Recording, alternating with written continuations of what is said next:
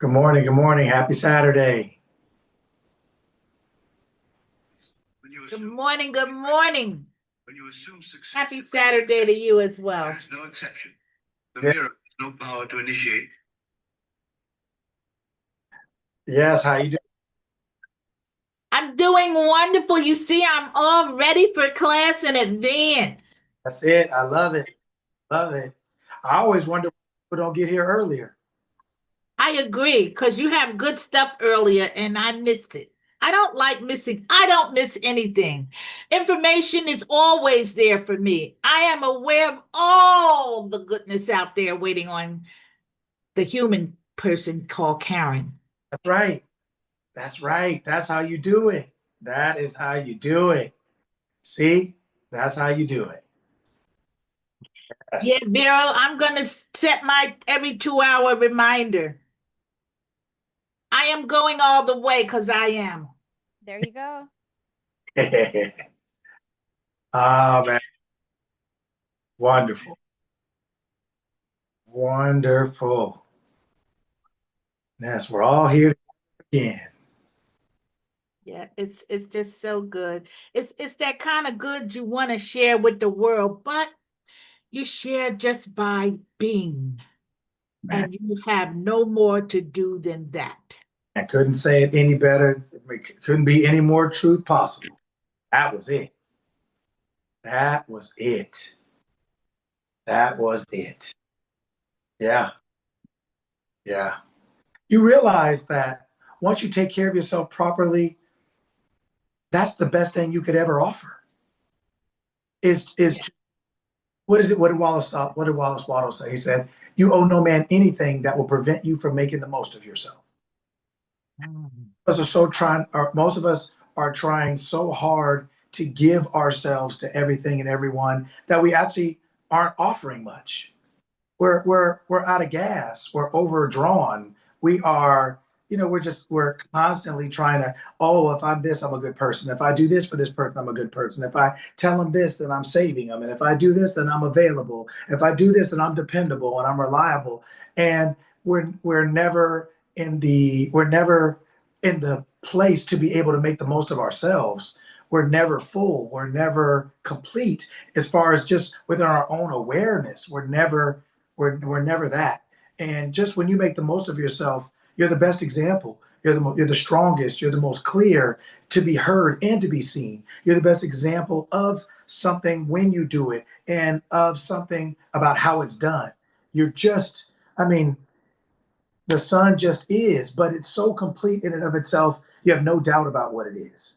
And you never miss on the benefit of the sun, right? It's never, oh well. It's kind of like if we were to be more like that, as far as just being our complete selves, we'd be more than enough.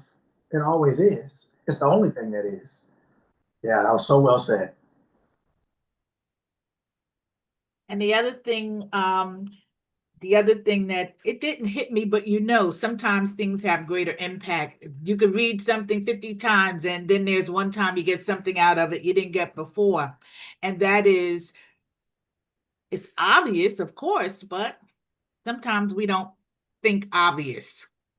Um, the more you embody who you are and aware of the state, the confidence just soars. And confidence is everything. Yes, yes, because confidence, like the Latin word, right? Confident means self belief. It literally means like confidence. It means with belief of self, right? Something is with you, right? But it is the belief that's with you, the belief of you, the belief in you. It's really a compound word. So when you are confident, it just means that you are aware of self and you are carrying with you the belief of self. The belief is the width that you're bringing to yourself, right? It's like you with belief, right? In you, not outside of you with belief. It's remote with batteries, right? It's not one or the other. It's both that makes the thing work. And that's what confidence is. And you're exactly right. The more you get to know yourself, the more you understand yourself, the more that you realize, the more you get to know yourself and the more you understand yourself, the more you start to realize that you're all that is and all there is. Then when you start to realize realize that, then you realize you're all that matters. Then when you start to realize that, then like you said, your confidence starts to rise because you realize like there's nothing else to put your belief in. It only makes sense to keep it with yourself, right? Absolutely. And so it's just it changes everything. It changes everything. And like Veronica said, always says, it's not a, there's never an end. So that confidence just increases. It continues to increase, right? Because it's basically commensurate, right? Or correlated to our awareness of self. Mm-hmm. Right. So absolutely. Yes, well, happy Saturday. Welcome. Happy Saturday. Morning, buenos días.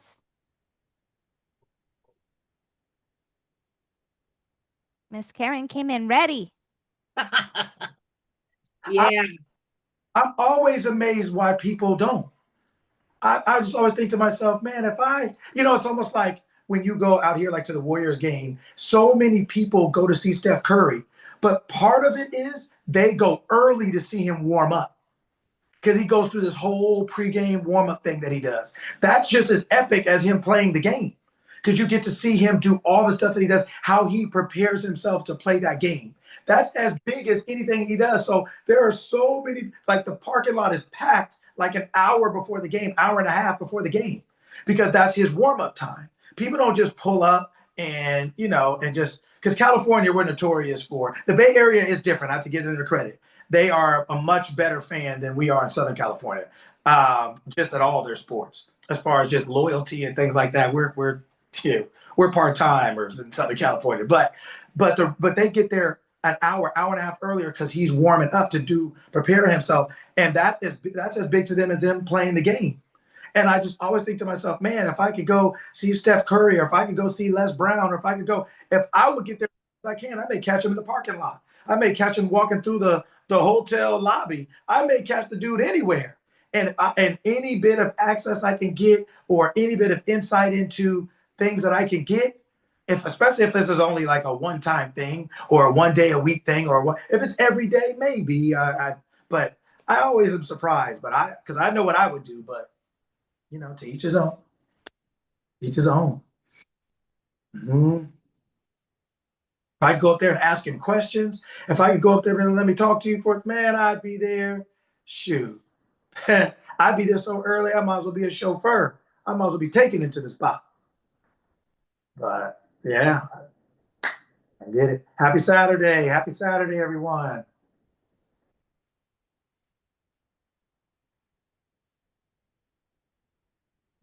Speaking of getting there early, last night I went to the book signing, Jalen Hurts' new book. I didn't know it was a children's book, but anyway, they had a segment where they selected a couple of kids from the audience to come up to the stage to ask him questions. And this little girl, and they evidently were told to say your name and say your age. And she said her name and she said her age. She was 9 years old. And she looked at him. There was an excitement and great energy about her, such that she couldn't even get her question out good. She knew what she wanted to ask. You could read all of that. But it was, coming out of her mouth the mouth had to catch up with the brain. And she said, how do you feel if you don't look like what people expect you to look like as a pro ball? The question, as a professional ball player, the question stunned him. But to me, the question had so many layers. That little question coming out of her, you're showing up in the place with all your greatness, but you don't look like people perceive a great person to look like, was sort of the essence of her question. And he answered her profoundly. I'm so stuck on the question out of a 9-year-old little girl. It took him a few seconds to respond to what was really being asked. And what I thought about is these little genius aware 9 years old walk around this earth, how many do we overlook? Do we not listen to? Do we not assist in developing the awareness, exposure? That one question last night by that child just blew my mind.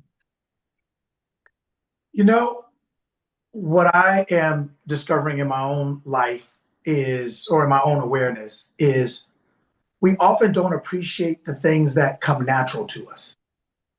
So we don't often recognize them, and we don't often necessarily know how to present them. So we either overlook them, disrespect them, or just are unaware of them because they're already present. Mm-hmm.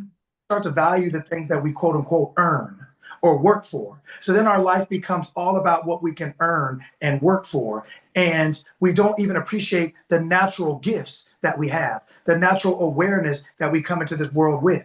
Because it wasn't formally given to us. We didn't get a certificate for it, a degree for it. We didn't earn it.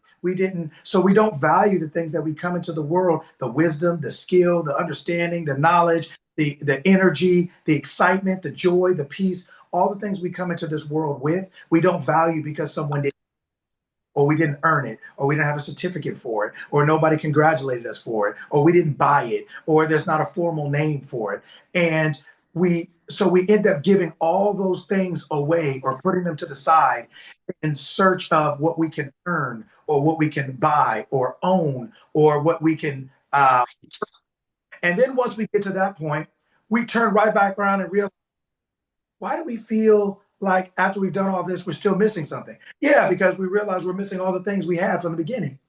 We're missing all the joy we had from the beginning, all the peace we had from the beginning, all the things we end up missing, all the things we gave away. Your mic is skipping again. Oh, is it? Should I skip it? Should I change it? Let's change it and see. Okay. Yeah. Let's start right. All right. Let's start right. Turn the other one off.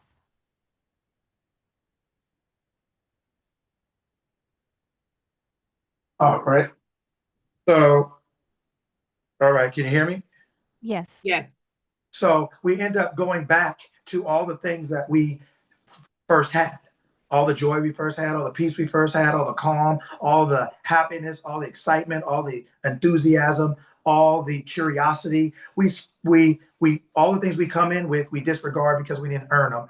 Then we proceed to go on this voyage of earning and working and owning and all the things. Then we get to that point, we realize that all the things that we have, it's like we gained the whole world and lost our soul. So then we spend the third part of our life trying to go back to what we gave away in the first part, right? And so you start to realize that a lot of the things that we've been looking for as adults are things that we came in with from the beginning, right? So that joy, that enthusiasm, that curiosity, that passion, that love for yourself, for life, for the most simplest of things, so to speak, a nice day, green grass, clean water, things that you just appreciated so naturally and normally, as a young person.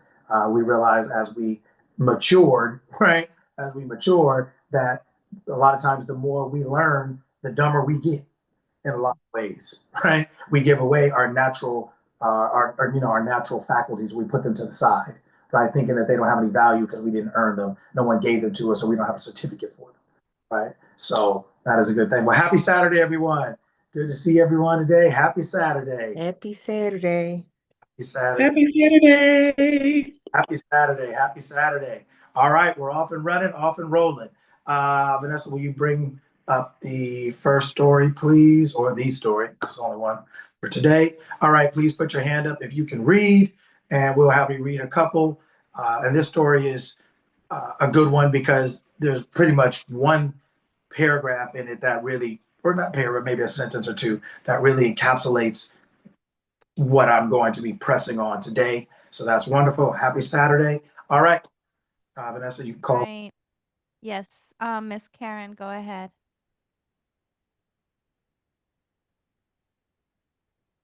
This story illustrates the successful use of the law by New York business executive.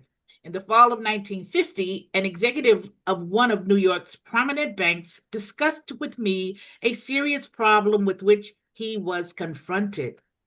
He told me that the outlook for his personal progress and advancement was very dim. Having reached middle age and feeling that a marked improvement in position and income was justified, he had talked it out with his superiors. They frankly told him that any major improvement was impossible and intimated that if he was dissatisfied, he could seek another job. This, of course, only increased his uneasiness.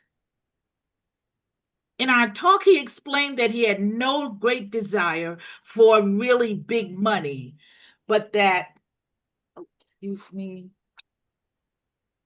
okay, but that he had to have a substantial income in order to maintain his home comfortably and to provide for the education of his children in good preparatory schools and college. This he found impossible on his present income. The refusal of the bank to assure him of any advancement in the near future resulted in a feeling of discontent and an intense desire to secure a better position with considerably more money. He confided in me that the kind of job he would like better than anything in the world was one in which he managed the investment funds of a large institution, such as a foundation or great university. In explaining the law of assumption, I stated that his present situation was only a manifestation of his concept of himself and declared that if he wanted to change the circumstances in which he found himself, he could do so by changing his concept of himself. In order to bring about this change of consciousness and thereby a change in his situation, I asked him to follow this procedure every night just before he fell asleep. In imagination, he was to feel he was retiring at the end of one of the most important and successful days of his life. He was to imagine that he had actually closed a deal that very day to join the organization, to join the kind of organization he yearned to be with, and in exactly the capacity he wanted. Okay, good. The next person. Dr. Bailey. Okay. Where did we stop? Right here. Right here. I suggested, okay, cool. Vero, if you will, the mouse is just going to throw me off. That's all. Okay, I'll leave it alone. Yeah. Thank you so much. Okay. And Miss Karen, I love the way you read with expression. I love that. Okay, here we go. I suggested to him that if he succeeded in completely filling his mind with this feeling, he would experience a definite sense of relief. In this mood, his uneasiness and discontent would be a thing of the past. He would feel the contentment that comes with the fulfillment of desire. I wound up by assuring him that if he did this faithfully, he would inevitably get the kind of position he wanted. This was the first week of December. Night after night, without exception, he followed this procedure. Early in February, a director of one of the wealthiest foundations in the world asked this executive if he would be interested in joining the foundation in an executive capacity, handling investments. After some brief discussion, he accepted. Today, at a substantially higher income and with the assurance of steady progress, this man is in a position far exceeding all that he had hoped for. Case study 8. The man and That's it. okay. Thank Okay. you. Okay, Sure. perfect. Thank you. Thank you both. All right. So all right. So what did we get from that story?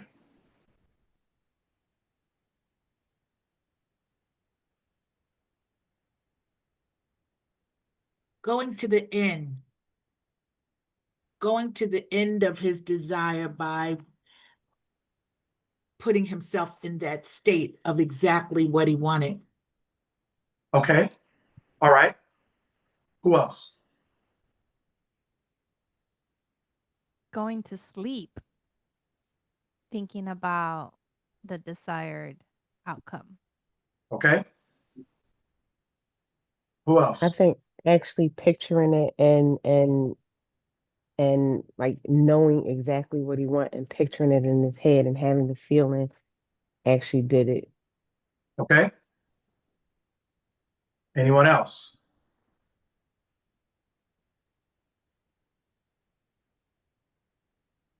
Okay. So let's break this down. The first thing you have to understand is that what he did is first and foremost a law. It's a law. It's not a rule. It's not luck. It's not serendipity. It's not coincidence. It's not. It's not something.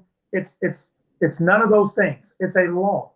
It's like 2 plus 2 is 4. It's like gravity, sowing and reaping, thermodynamics. It's a law, right? A like of energy can't be created or destroyed, only transferred. It's a law. When you understand it's a law, then all you seek to do is understand it and apply it. You stop thinking that maybe it'll work, maybe it won't, maybe it's true today, maybe it won't, maybe you're a good enough person, maybe you're not. You'll stop looking at all the other things that don't matter, that don't count. I say this all the time, just being a former basketball player.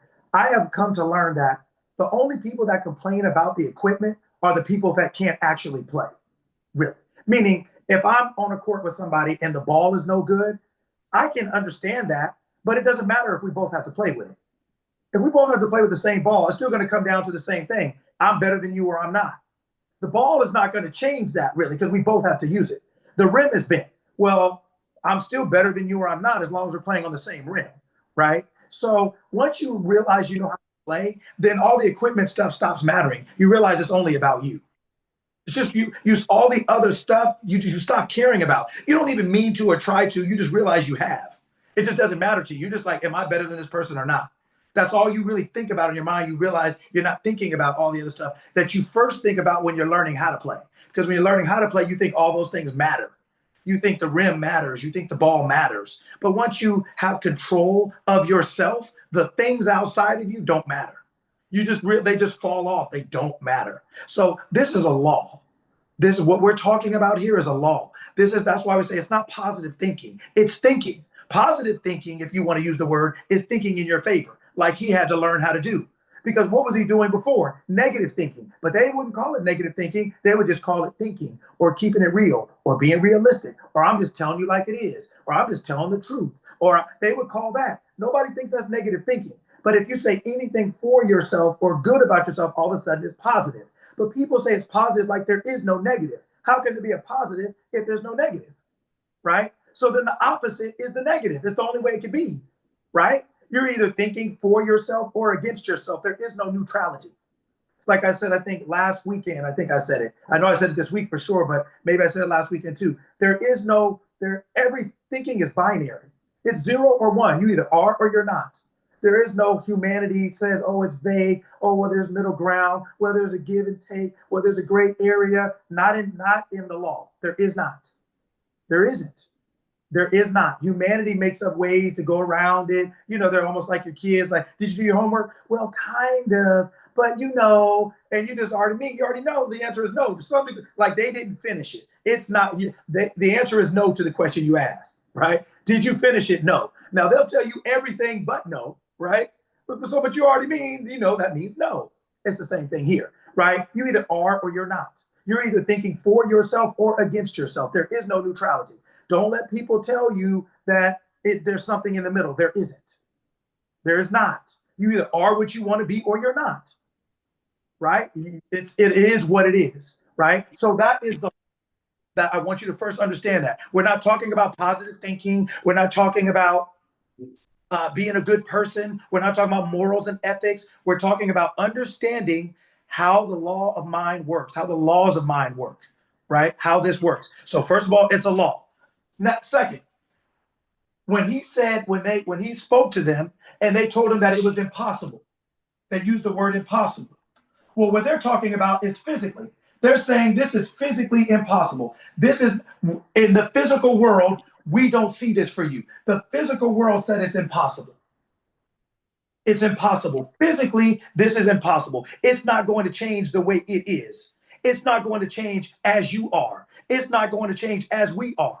It is impossible. M, right? The prefix right here means to separate. M, to separate from possible. It's impossible. Separate from possibility. This is not possible, which means it's not going to happen. In the physical world, as all the physical things that are happening, me, you, it, they, them, the physical part is separated from possibility. What you want is not going to happen. Okay, well, but he still had an intense desire. So to the physical, the humanity, it's impossible. But there's still an intense desire. What do you think that desire is? What do you think that is?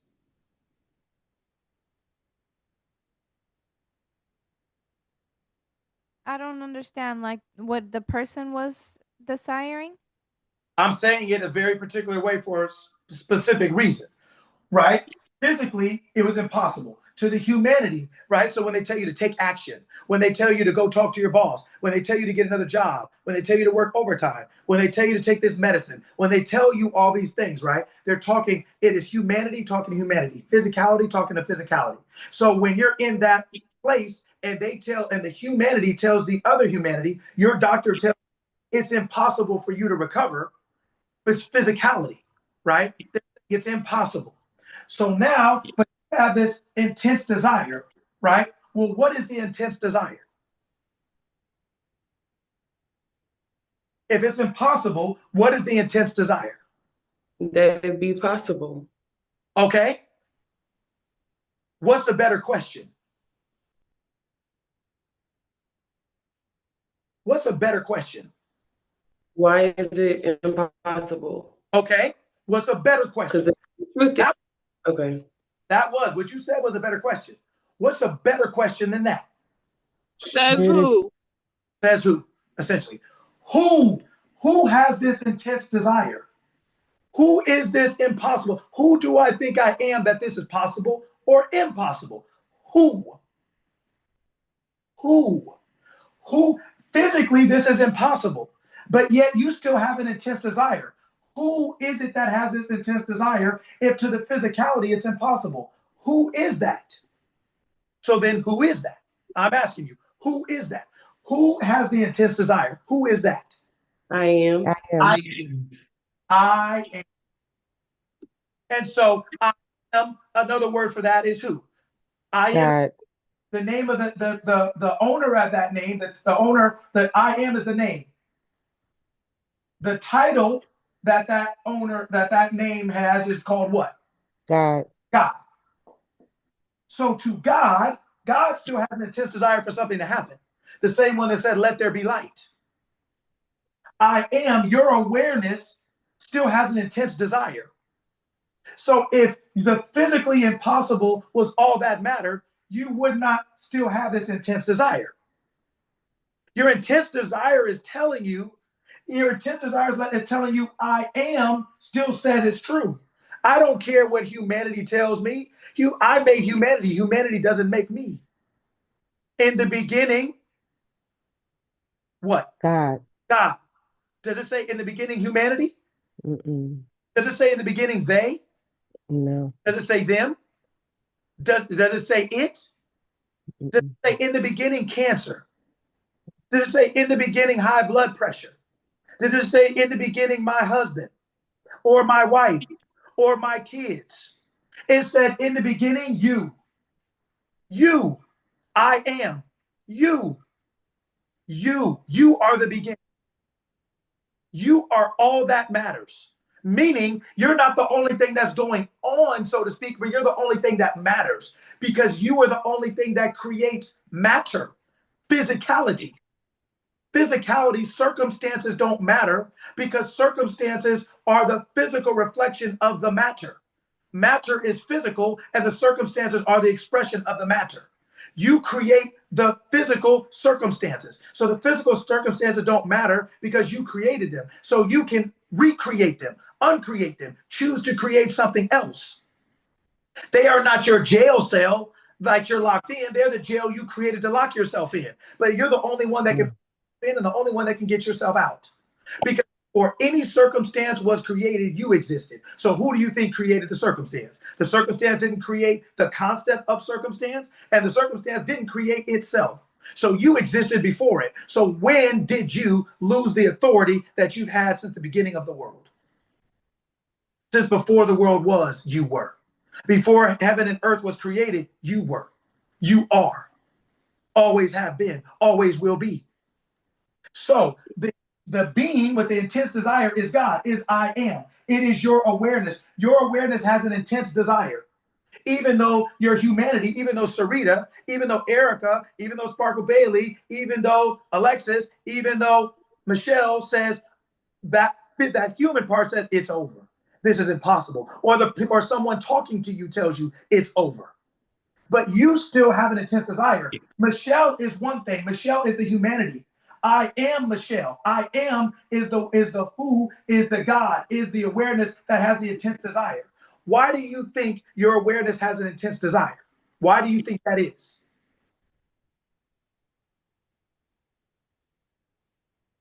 Because you know it's possible. I see. You know you know it's realistic. It's that, you know, it's for you. No, You. it's very computer love. Can you hear me? Oh, I apologize. Can y'all hear me? Try it again. I was saying for you. That's why it's a desire No, for you. You're supposed to No. have. Okay. All right. Okay. I think we got it. Yeah, you just break it up. But I think we got it. Well, all right. Anybody else? Why do you, I am, still have an intense desire?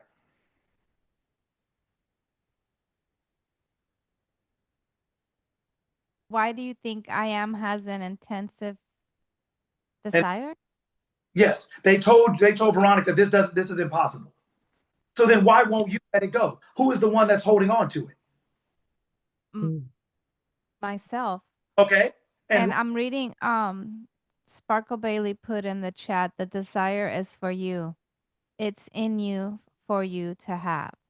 And then what I was thinking is we all came here to do our own thing, right? Basically, everyone has their own journey. So you're going to have your own like inner need to want to do specific things because that's what you came here for. You know how you go to the store with your kids and they want to buy something, they want to get some chips or something, like they're 8 or 9, they want to get some chips, and they're like, Mom, can I have this? Dad, can I have this? You're like, nah, no, we don't want that. And they're like, please, right? Your humanity is saying no, but they're saying please because they really want it and it exists, right? And so your humanity will tell them no, but they're saying, well, can I please have it? I want. To them, it's a real thing. It's what, to you, it's like, nah, I don't really want that.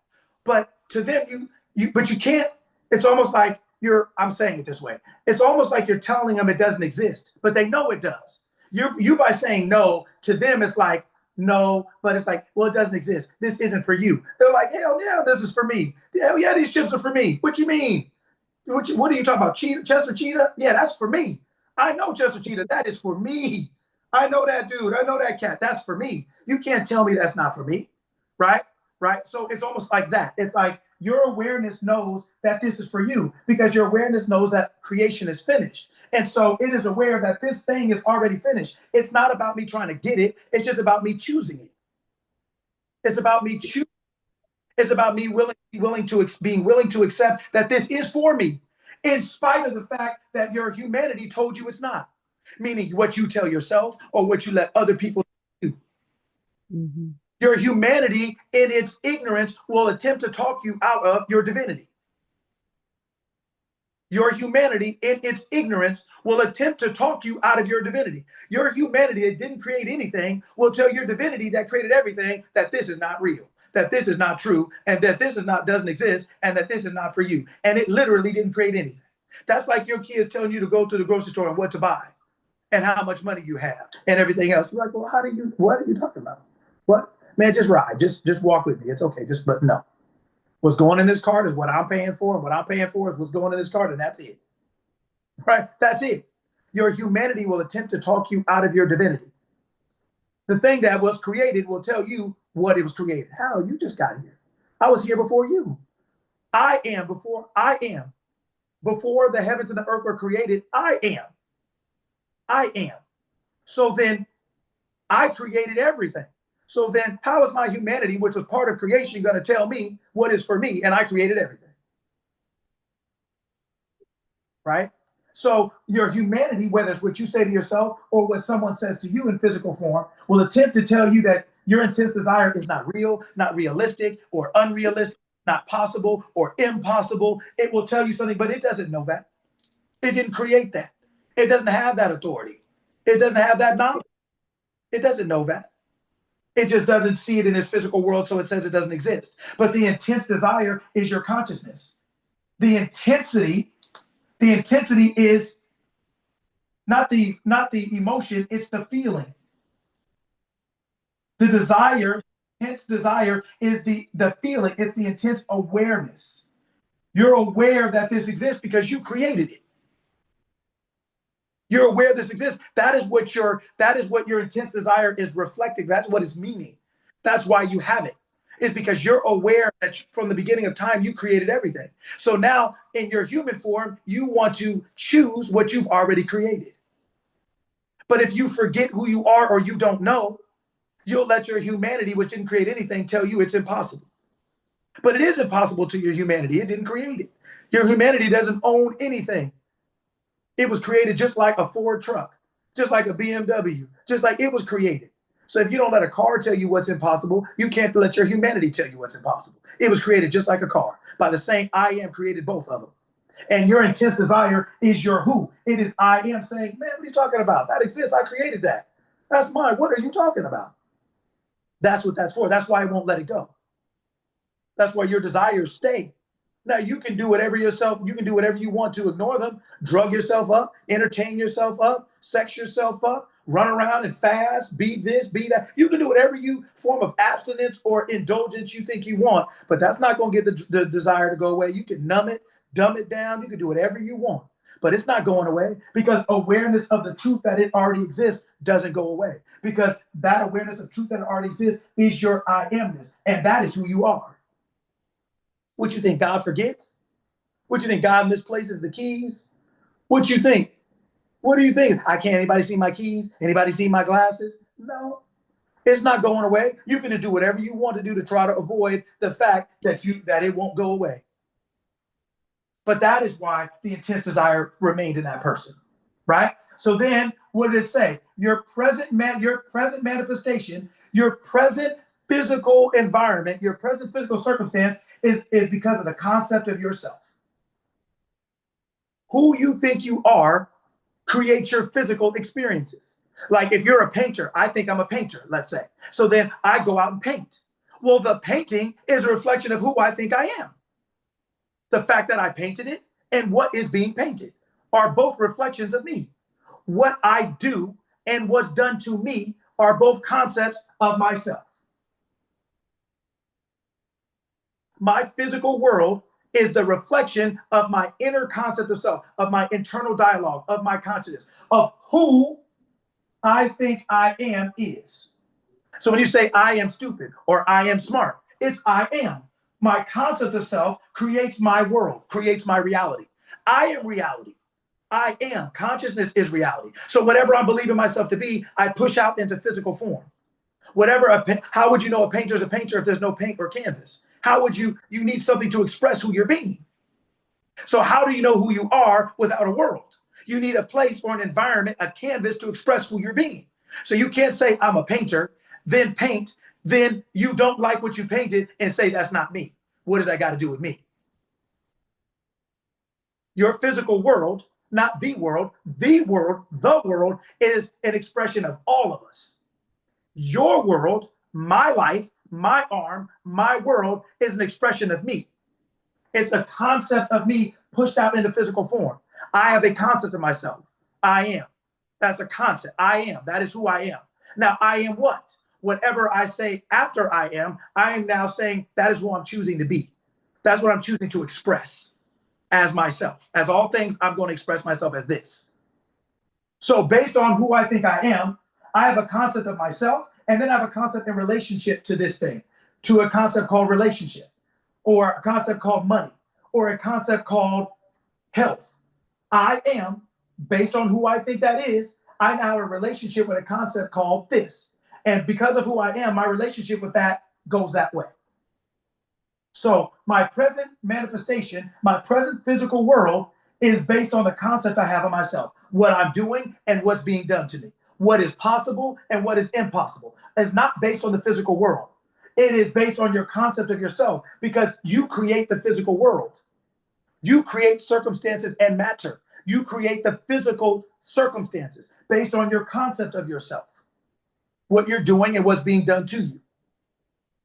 That's why circumstances don't matter, because when you change your concept of self, you change the circumstances that matter. You change circumstances and matter. You change the physical form called circumstances. So what did he say? To change your present, to change what you are currently experiencing, what you've currently manifested, to change your physical circumstances, it requires a change of concept of self. It requires your change of who you think you are. Getting a new job is not going to change it. Getting a new spouse is not going to change it. Working more overtime is not going to change it. Beating your kids is not going to change it. Buying them everything is not going to change it.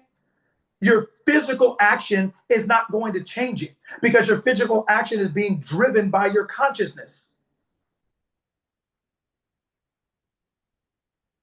You can't buy a car good enough for you to be a bad driver. Can't buy a car good enough to be a bad driver.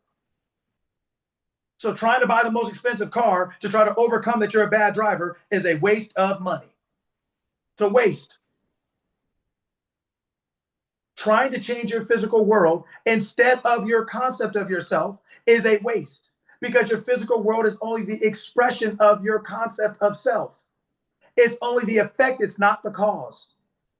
Each week that you come here, I tell you the same things over and over. And that's perfectly okay. That's the way it should be. Because faith comes by hearing. Your understanding of the truth needs to be repeated over and over and over and over and over until you get it. Because once you get it, you will never forget it.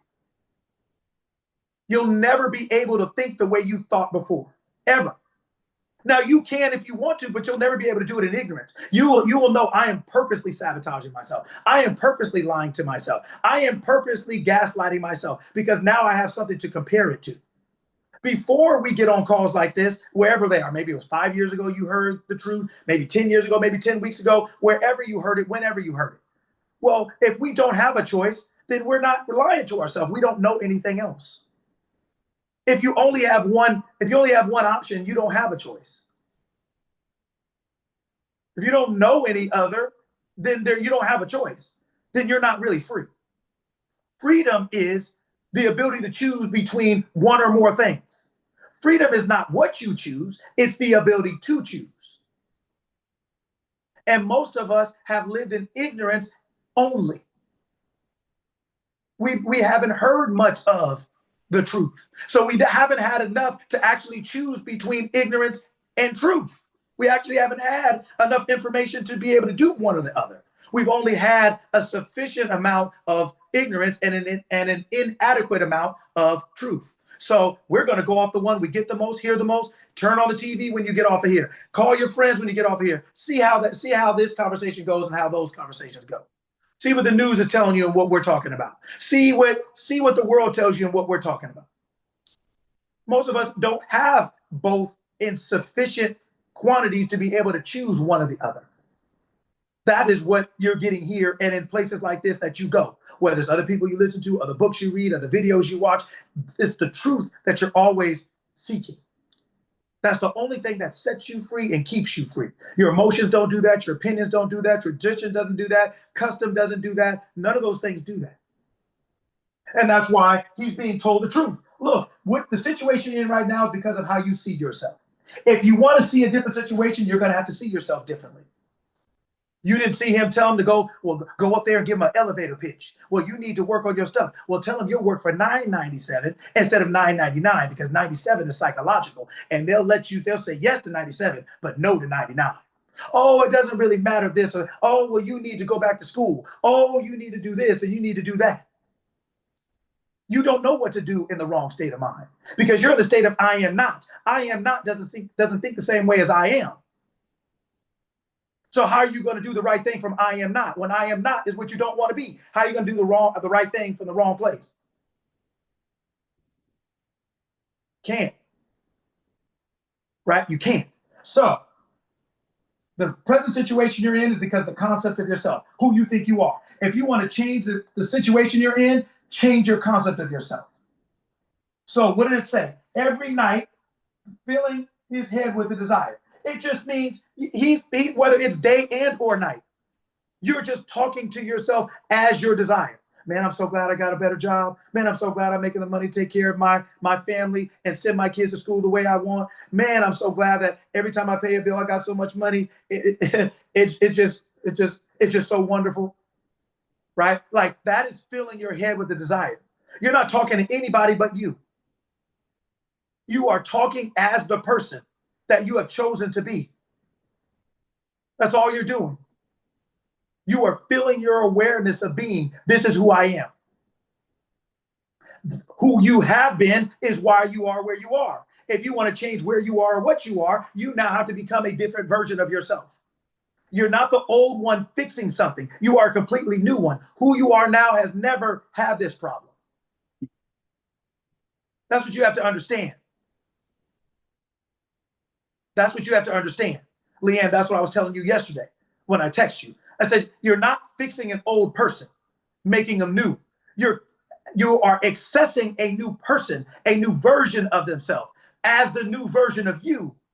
You and what you're in don't get access to a new version of something while you remain old.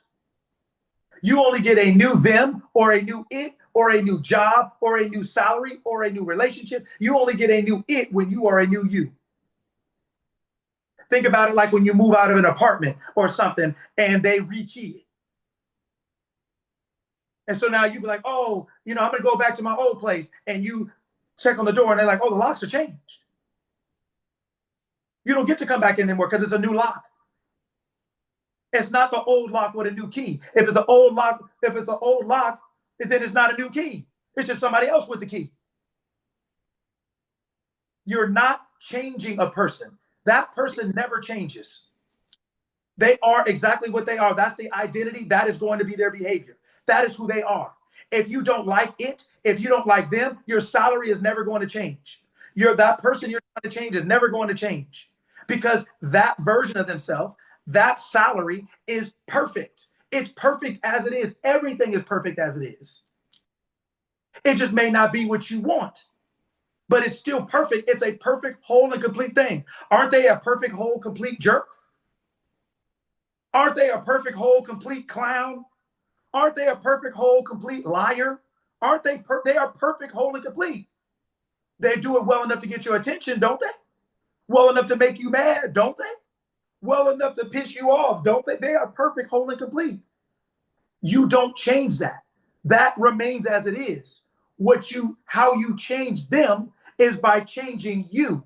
How you change you is by telling yourself a different story. What would you prefer instead to be and therefore have the experience as a result of?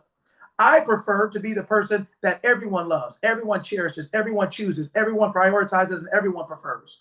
I choose to be cherished and adored by everyone and everything. I choose that all the world means me well and treats me kindly and is a link in the chain of my good. I have now dropped that. I'm not arguing with that. I'm not trying to change that. I am dropping that and leaving it as it is. Let it be that. That doesn't matter if it no longer applies to me. I am now this person. I'm the person that has this relationship with the world. Therefore, I'm now getting access to all the things in my world that are reflecting me. My circumstances have changed because my matter has. my inner conversation, the story I've told myself, the new preference I've chosen is now going to show me a different matter called circumstance.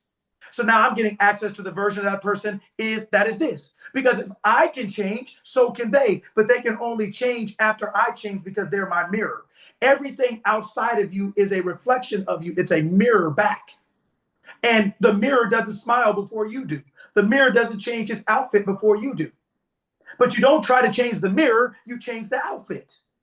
You don't try to change them, you change you. And it will automatically change. You're going to get access to a different version of them. Because just like there's infinite versions of you, that's why you have an intense desire. It's because he had an intense desire because it is the awareness of being something else, and it's time for that. Haven't your kids had an intense desire to get a bigger shoe because they grew out of that shoe when they were 8? They're like, Mom, Dad, my feet are hurting.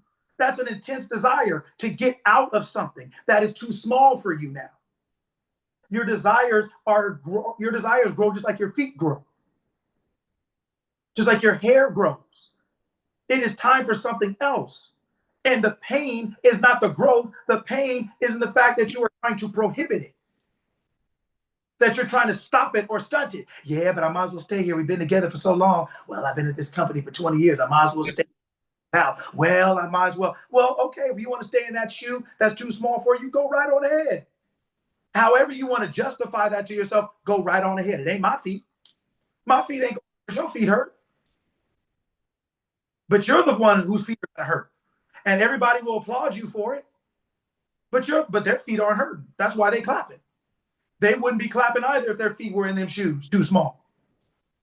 So you worried about everybody else's opinion, what everybody else thinks about you, what everybody else says to you, how everybody else feels about you. That their feet aren't hurting.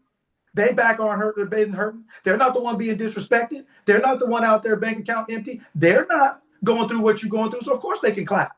But if they were, they wouldn't be clapping, just like you not clapping. Right? So you're not out here to change the world. It's not what you're out here for. You're not out here on some kind of mission, right?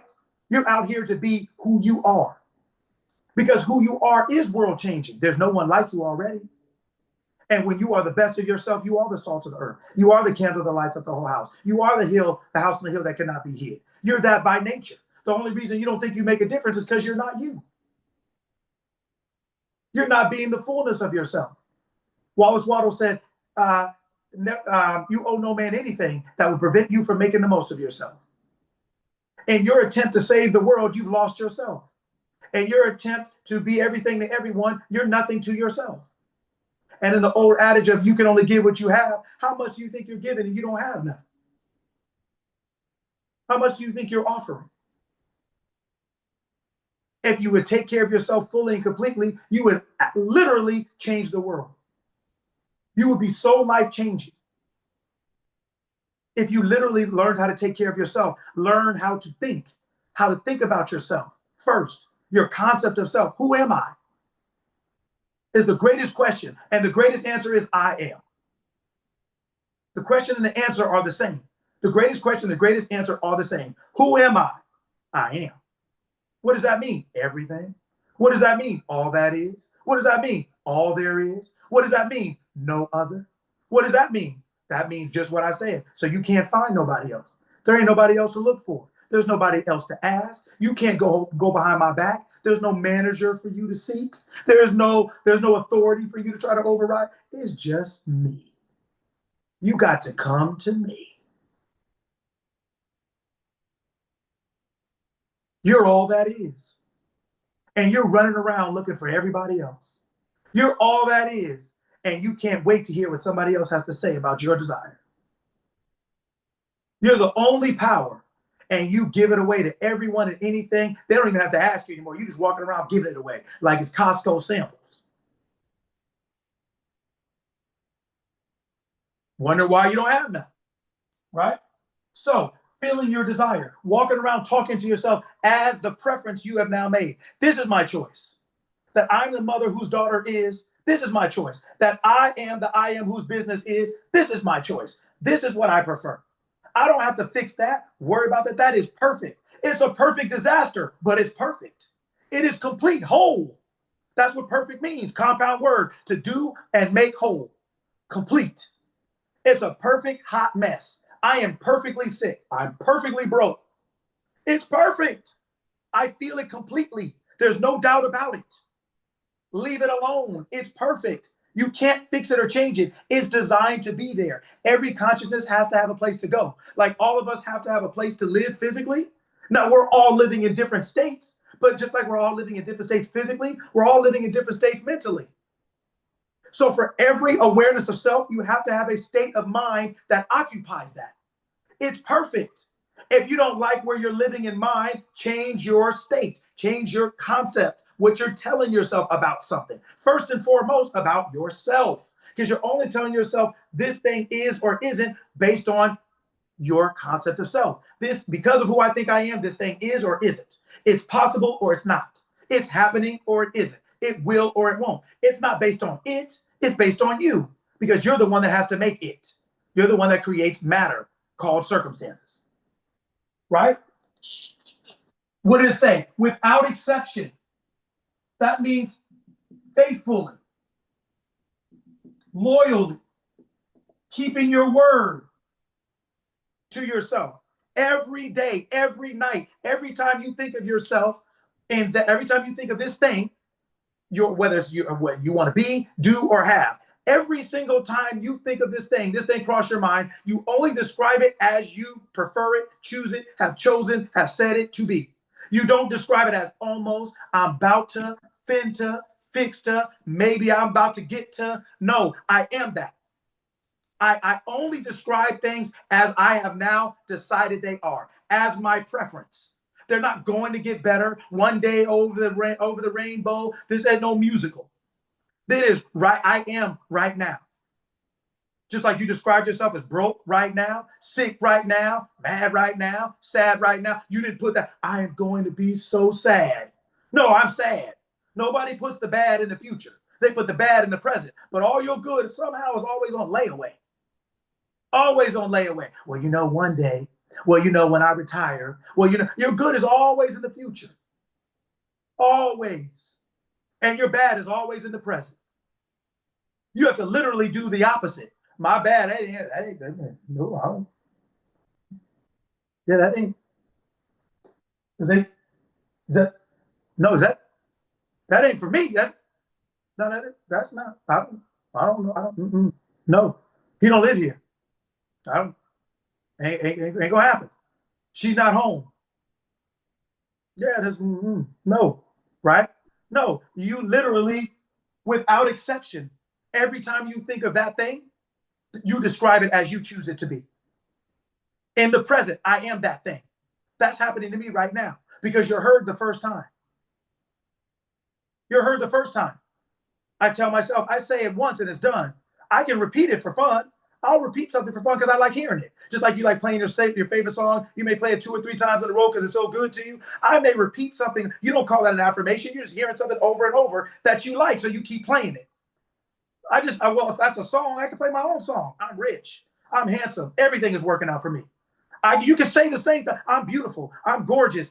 You can say what? Everything is always working out for me. Everybody buys from me. I'm the only thing they see. I am the choice. I'm the preference. I'm the priority. I'm the one. I'm the best. I'm the greatest. Of course I am. I always am. Already it's so. That's just like playing a song that you like. You'll play that over and over, won't you? Nobody will call you weird, will they? Nobody say you're doing affirmations, will they? Nobody will say it's some kind of spiritual thing, will they? Well, then why can't you play your own song? Why can't you tell yourself your words over and over? Hell, and turn on some music if you want to while you do it. Sometimes you got to pop off and show them. Sometimes you got to step off. It's purple rain out here. Sometimes you got to do what you do. You got to get your moonwalk on in the bathtub, in the shower, in the laundry room. Sometimes you got to do what you got to do. Drop the beat. Drop the beat. Sometimes you got to do it. Right? Whatever it takes to turn you up, turn you on, whatever it takes to focus your attention on already being your preference, already being what you chose. Not going to be, not will be, because your present circumstances, your present matters are physical expressions of your internal dialogue, of your concept of self, what you believe to be true about you. Therefore, you're able to believe to be true or not true about you, because first of what you believe to be you. Right? So that's it. You fill yourself without exception. Now, what did it say? The people, they came to him, added unto you.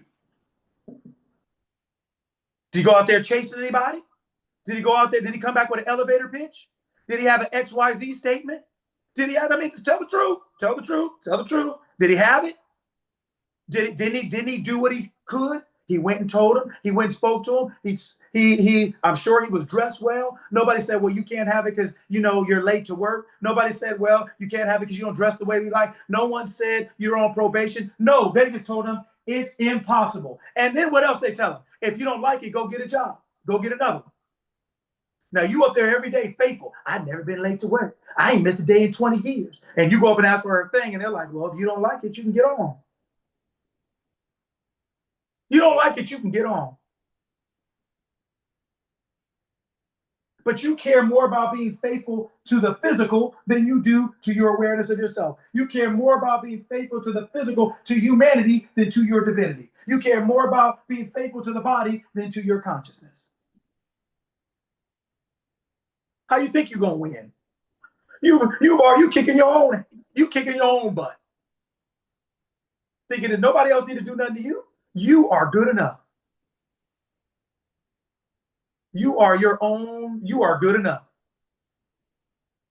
Nobody needs to get in your way. You there.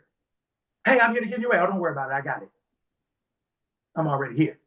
You out there like it's Black Friday. You out there for 2 days before the store open. You already in your way. Nobody need to help you. You already got a lawn chair, got snacks.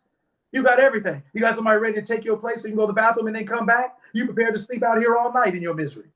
And your I can't. And your they don't. They don't understand. Well, they, them, it. Well, COVID, recession, tariffs, Trump, Kamala Harris, Democrat, Republican. Everybody got control over your life but you. Everybody got a say over your life but you. Everybody is your salvation but you. I say it all the time. You got more gods than you realize. You just don't call them gods. So you don't realize you're doing the same behavior, but you worship them. Why? Because you believe that your success is attached to them. And if they don't get into office, your life is going to suck. Most people don't vote because they want to. They vote because they need to. Because my life sucks. And if I can vote this person in, they're going to make it better for me. They don't even know you. They don't even know you. But hell, somebody got to help you because obviously you can't do it. But that's why we're here. It's to let you know, not only can you do it, you're the only one that can do it, and you're the only one that's always doing it, right? To your victory or to your demise. But it's only you in this world. I'm God, and there is no other. I am. Your consciousness is the sole supreme authority. There is no other. It's the only one that's creating all your physical present manifestations. And what did it say? They came to him. A new company came to him. Why? Because without exception, he filled his mind as already being. They only came to him because he already was. They didn't come to him because he wanted to be. They identified him because he was. They didn't know he was talking to himself every night, did they? He didn't ever talk to them before, did they? Did he? Didn't say that in the story. So then how did they know he was it? Because hear, O Israel, the Lord our God is one. One God in all, above all, and through all. God is not a physical body. God is an awareness. And that awareness operates through us all. That's why we all say, I am. That is God, consciousness. And so that consciousness says, oh, we need a person for this job. Oh, this is the person. I ain't got to know them physically. I know them. I know them. I ain't got to know this. This don't mean nothing. This is only doing what this is doing. So once I know what this is doing, I know what you'll do with this. So once I am knows, oh yeah, I need a job. Oh, I want a job. Oh, it's perfect. The two became one flesh. Perfect job for the perfect person. The bodies didn't know each other until he became. He had to become first. Once you become, the things are added. When you're not, you're always chasing. That's why you're always chasing stuff, because you're not. You're in the state of I am not. When you're in the state of I am, all things come to you. Now, they all will come differently. Sometimes you'll run across somebody in the store. Sometimes you'll run across somebody in the car wash. So the way it unfolds for you is different for everybody because we're all on our own different missions. but it unfolds the same way. It comes to you, meaning it comes in a way that's natural. It's not effort based. It doesn't require you to be loyal to anyone outside of yourself based. So you don't have to be a people pleaser, a butt kisser. You don't have to stand outside and try to figure out what you're going to say to make this person like you. Of course, you got to figure out what to say to make this person like you. You don't like you. So you got to convince them to do it. If you liked you, you wouldn't have to convince anybody else to do it. They would do what you do. Because they think what you think. It's your reality. People only think what you think in your reality. You just don't realize what you're thinking, so you get upset when they tell you. It's okay, though, when you say it.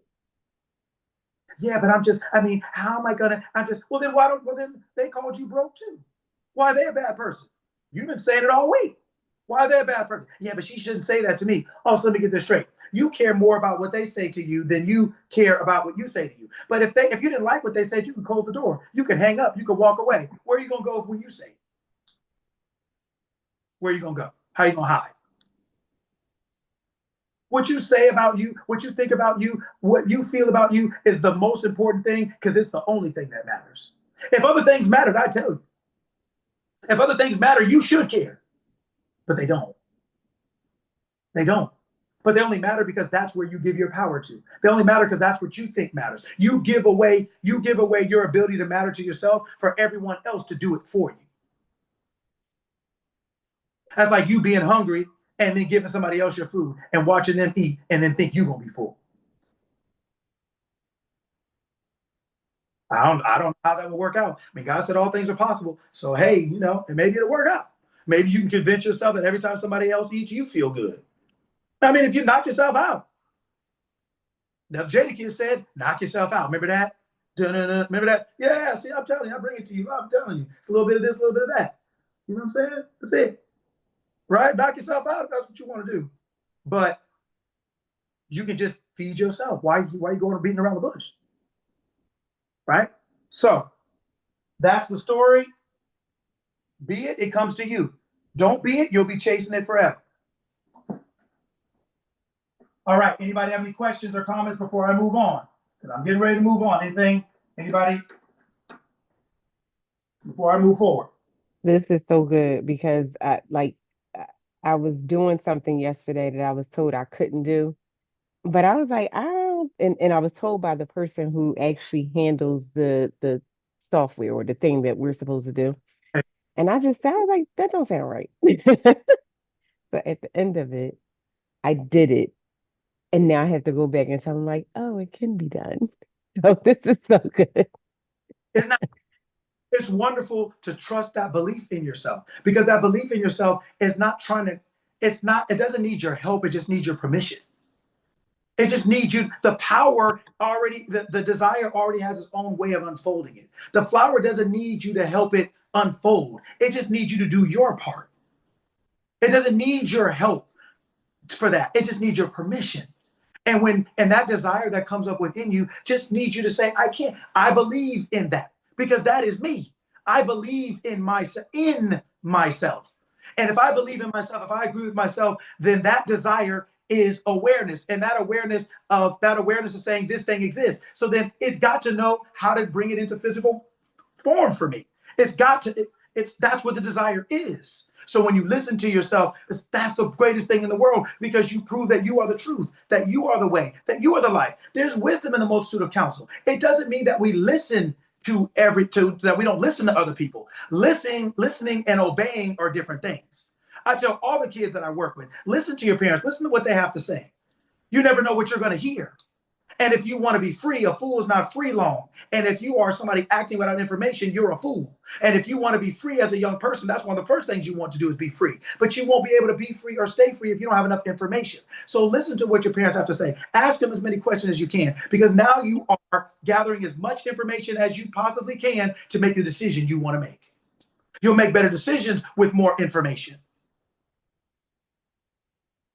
Right? So it doesn't mean that you don't listen to people, that you don't ask them questions, that you don't apply techniques and things that they tell you, whether that's personally or professionally. It's not what I'm saying. But what I am saying is we keep giving away our own sovereignty as quickly as we can. to every idea, to every person, to every thought. Everybody else's is better than yours. How is that when they're not you? How is that? Why is theirs better than yours inherently and immediately? Yes, listen, there's wisdom in the multitude of counsel. Make sure that to find smart people who are good at what they do and listen to them. Yes, but don't give away yourself. Don't give away your own voice. Don't stop listening to your own voice. Veronica will tell you in a minute. If she asks me something, I'm like, nah, I'm not doing that. No, I don't want to do that. No, she will tell you, I'll tell her, but don't let it end with me. If that's what you want to do, you get that wrapped up in your mind. You make it that way. I do what I want. Know yourself. This is your life. So I say the same thing, right, to everybody, because that's the truth.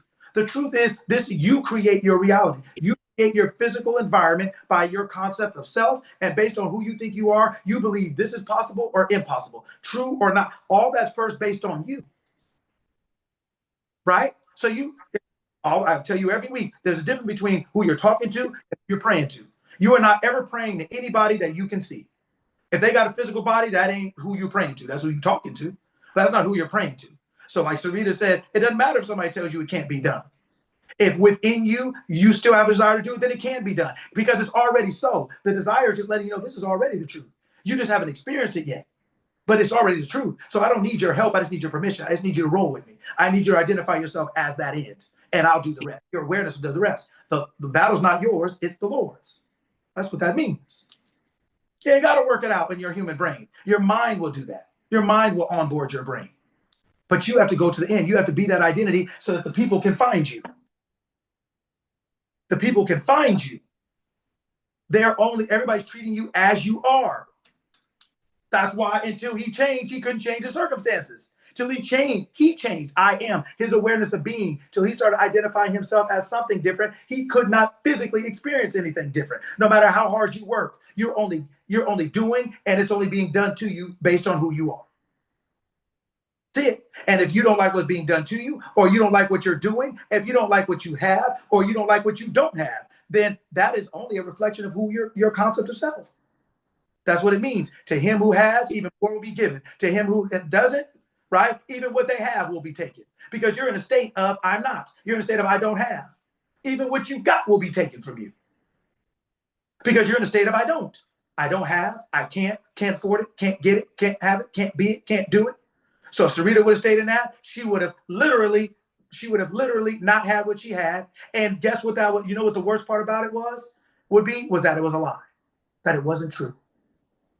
See, you didn't make it true, you proved it true. Your desire is proof of the truth. Because your desire is not physical, it's I am, it's awareness, it's consciousness. You're not making anything. Creation's finished. What you think you call creation is finished, but humanity never stops creating. Creation is finished, but humanity never stops creating. Humanity creates by choices. The most powerful thing you are is I am. The most powerful thing you have is choice, is the ability to choose. That is your free will. I am is who you are. Choice is who you are in action. I am is who you are. Choice is who you are in action. Your choices are your action. That is your power now. You are powerful. Your power is being exercised in choice. Via choice. It is you saying I am or I am not. I am or I am not. I have or I have not. I be or I be not. I do or I do not. But all of those things are I am. Think about it this way. All of us, just think about it this way. You own a liquor store. You own a liquor store. Everything in that liquor store you bought for and you paid. It's all yours. What should you eat and what should you drink?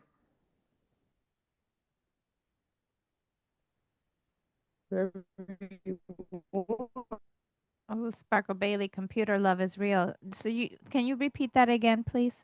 So you own a liquor store. Uh-huh. And everything in there you've already bought. And everything in there you own. And you're the only one who bought it. You're the only one who owns it. And you're the only one in the store. And you decide you're hungry. You just want a little snack before you go to lunch. What should you eat and what should you drink? Okay. Sparkle Bailey put in the chat whatever you want. And I agree. Okay. So then, so watch this. Whatever you want, what does that mean? What is that telling you? What is your choice telling you? When you say whatever you want, what does that mean? It's like that song, whatever you want. That mean? You got full access? Okay. So if you, okay, you have full access. Okay. So what does that mean? The choice is yours. So what does that mean? That's true. So what does that mean? We're going down the yellow brick road. We got to get to Oz. What does that mean? That's true. But what does that mean? God is one with you. Okay. So then what is that? Okay. That's good. So what does that mean? Everything you want, you already have. Okay. So what does that mean? That it exists. You are in aligned with body and physical Okay. and mind. Okay. So then what does that mean? You are the owner. Okay. That's true. So then what does that mean about what you eat then? What does that mean? I already have it. Okay. So then what does that mean? I just have to choose it Okay. and get it. Okay. So then what does that mean? That it exists in both mind and Okay. physical and mental. So what does that mean? That means there is what? There A is choice. A choice? a choice.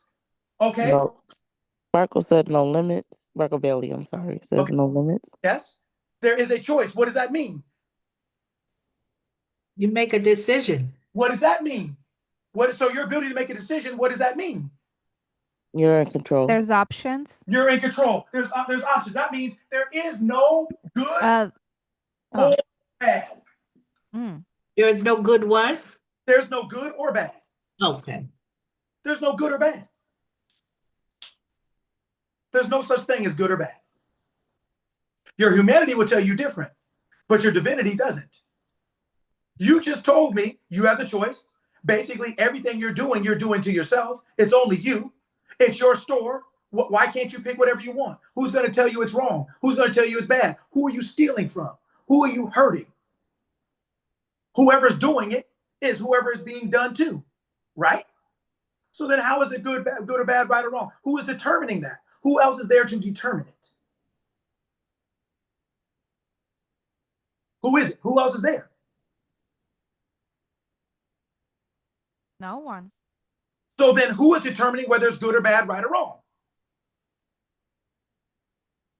Only you and your higher contents, right? Only you. Mhm. Only you. Only you. In law and humanity, that's humanity tell you, oh, it's right, oh, there's wrong. But if it's right and wrong, if it's right and wrong, it's only I am doing it to itself.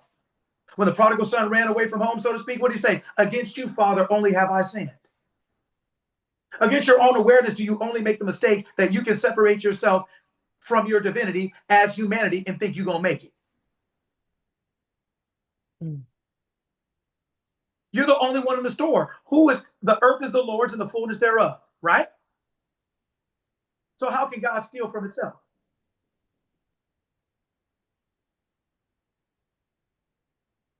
So how can it be wrong? Should you eat chips? Should you eat donuts? Should you drink juice? Should you drink a soda? Which one is right? Which one is wrong? Based on what and who is making that assessment? If there's no one else, the only person that can make the assessment is again you. And shoot, that's the most biased opinion of all time. It's only you. There is no good or bad, right or wrong. That's why I said the Lord is no respecter of persons. What does it say? I kill and I make alive. I wound and I heal. I am the Lord and I do all these things. Isn't that what it says? Don't we always say praise the Lord? Well, the Lord says I'm killing and I'm making alive. I'm wounding and I'm healing. So that Lord you're praising is wounding and killing. It's making alive and healing. It is exercising a what? Choice. A choice. That's why I said I am is the most powerful thing in the world. It's all you are. I am is the most powerful thing. Your choice, the choice that I am uses to express itself. Your choices are being used to express what you think I am is, what you're aware of being. I am is the powerful thing, is the most powerful being. Choice is the most powerful thing that you have, that I am uses to express itself, to manifest. So when you were up there at your store and you wanted a snack and you chose chips and a soda, your choice, the chips and soda are your manifestation, right? That is what you chose to express your awareness of being hungry. So then who's going to walk in there and tell you that's wrong? Who's going to do that? It's your store. It's your stuff. When I am chose chips and the soda, right? You basically created your reality.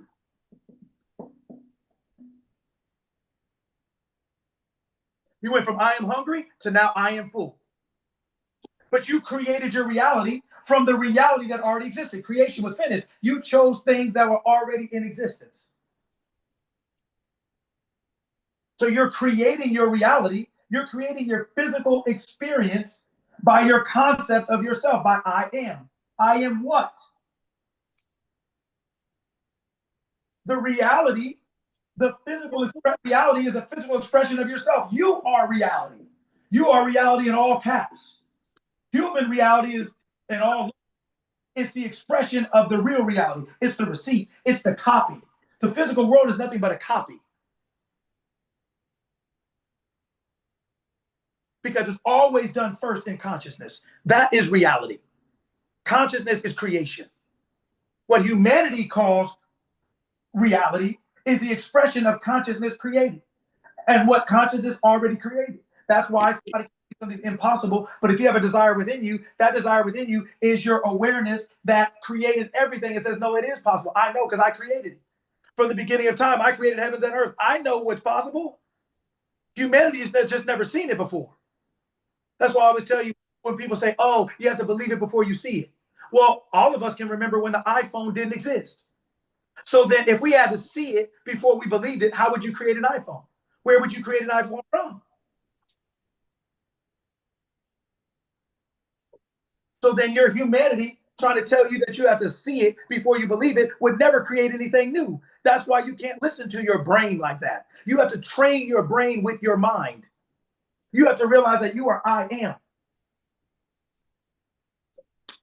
You're not Sarita. That's not who you are. That is, well, a little bit yesterday, but get back into it again. You want to hear it? Here it goes. We have this misnomer. We have this incorrect understanding.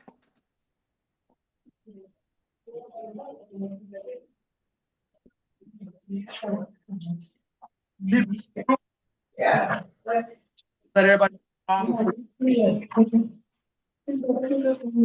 right. Self-development. What is that? Everybody heard of that before? What is self-development?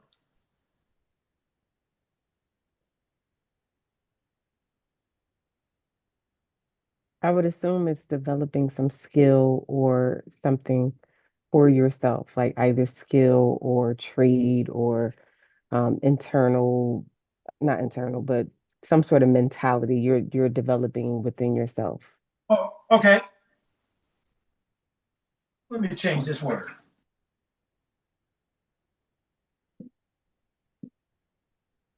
Personal development. Everybody's heard of that. What is personal development?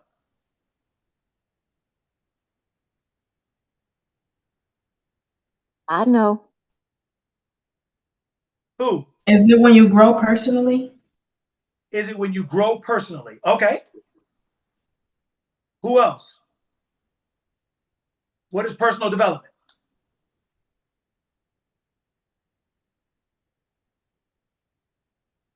Training your mind. Okay. All right. So, perfect. Everybody in the group, do you see what's happening? Okay, so let's take the word personal.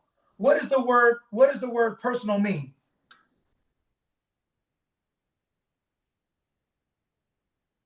Like it's inner, like it's you versus you. It's you. Okay, let's say it's you. Who is you? I am. I am. Are you sure? Yes, positive. Are you sure? Are you Yep. sure? Can you see it? Mm. You said it's I am. How in the hell are you going to develop that? Okay. No, it's perfect. What you said is perfect. I'm so glad you're participating because this is how you own the information. See, most of us just go from class to class, course to course, group to group, thing to thing, and all we're doing is renting. It's like we're going to all these things like we're Airbnbers. So we go in there, we stay for a little bit, but that ain't your house. You don't own that. You can't come back whenever you want. It's temporary. I want you to own the information. And by asking the questions you ask and us going back and forth in a dialogue, that's how you learn to own it because you start to see it. You're like, oh, wow. So, no, I'm glad that you said what you said because this is how you own it. I don't want you to be here for 2 hours sitting there letting somebody yap at you for 2 hours. You do that all the time. We do that everywhere we go. But it doesn't allow us to own the information. We don't get to ask. We don't get to have dialogue and conversation. We don't get to work out our understanding of the concept, of the truth. I am. If you said I am is personal, how do you develop that? Is that possible? No, that's not possible. So then when you say personal development, who are you talking about then? So I am's got to be out the mix.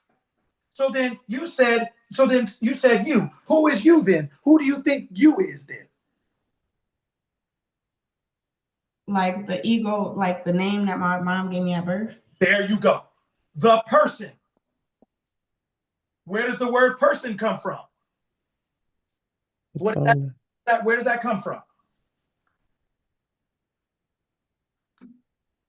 You wrote the answer. And I said it, persona. Persona. What does that mean? Who you identify as. Yeah. Yeah. But what else? What does it mean? Sparkles Belly said who you pretend to be.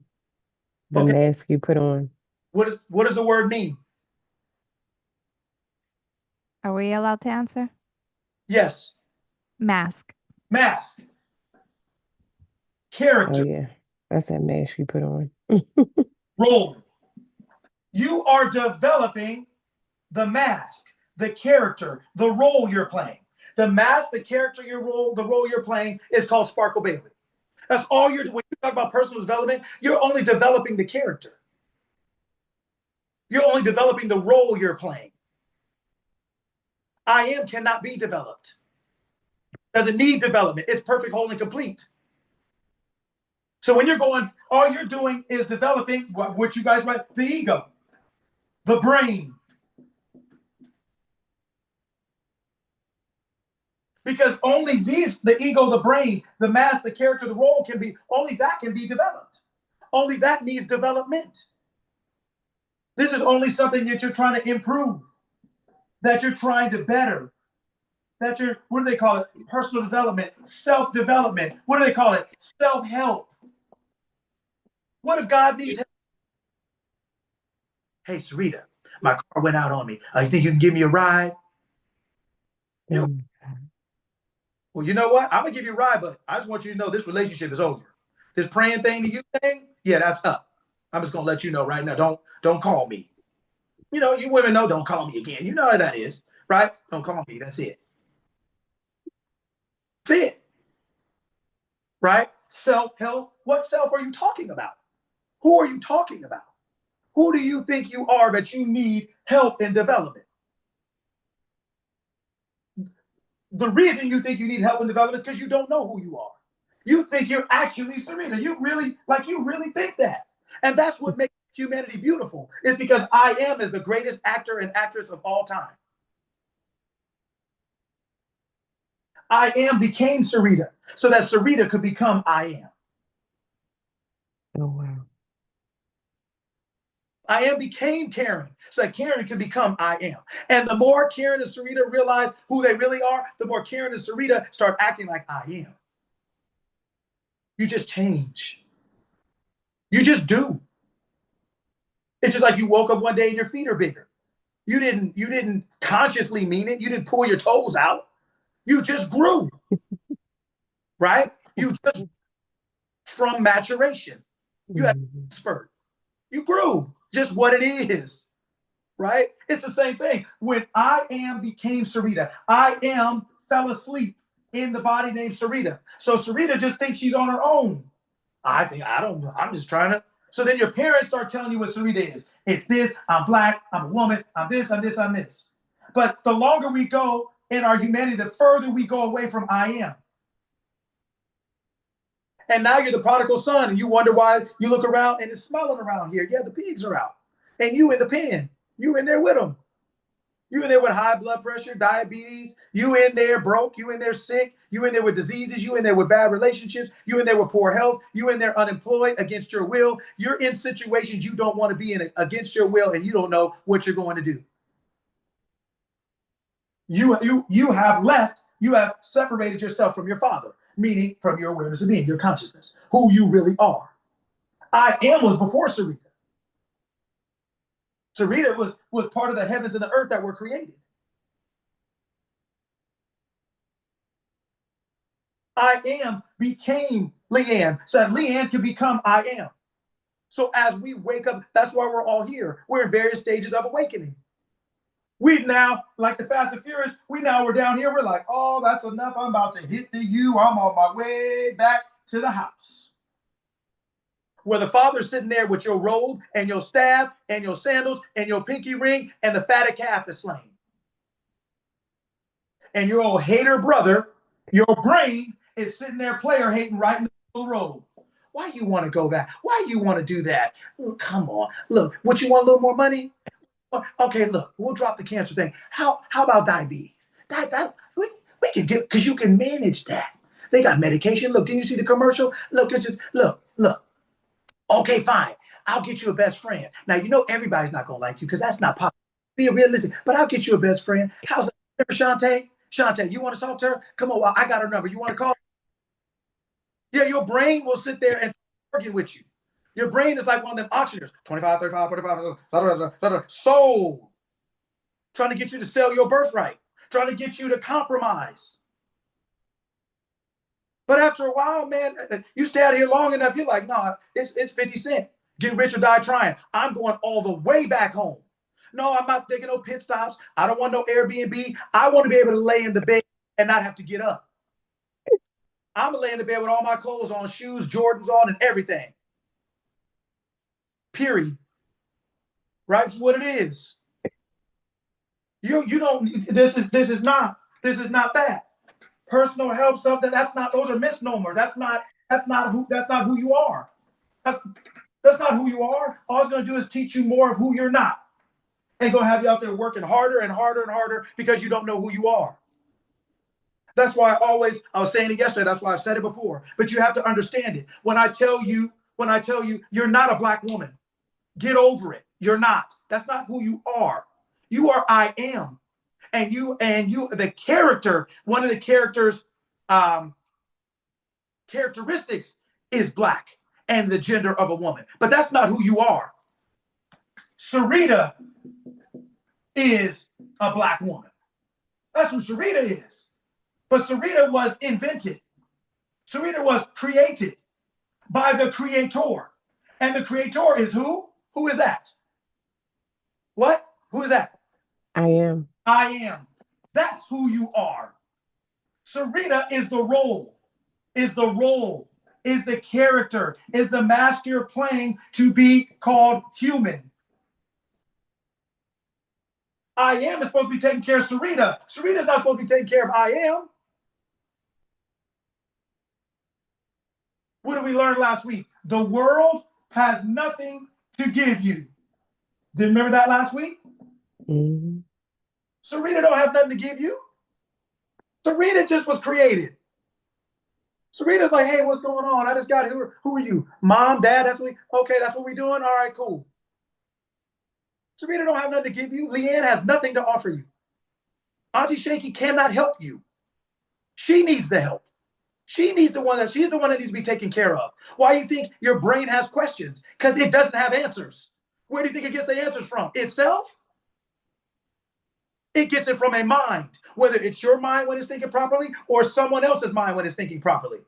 The brain can't answer. The brain don't know, and you listening to it. That'd be like you calling one of your friends who you know is not thinking properly, and you call them for advice in that area. Why would you do that? You are not. Your character is. Your character is a Black woman. That's a characteristic of Sarita. But you're not Sarita. That is just the mask you're wearing. That's the role you're playing in humanity, to have this physical experience. You're not a Black woman. You're not a white woman. You're not a Black man. No, that's not who, that's what your character's characteristic is. But that's not you. Why is that important to make that distinction? Because the thing you think you're fighting for is the very thing that will end up fighting you.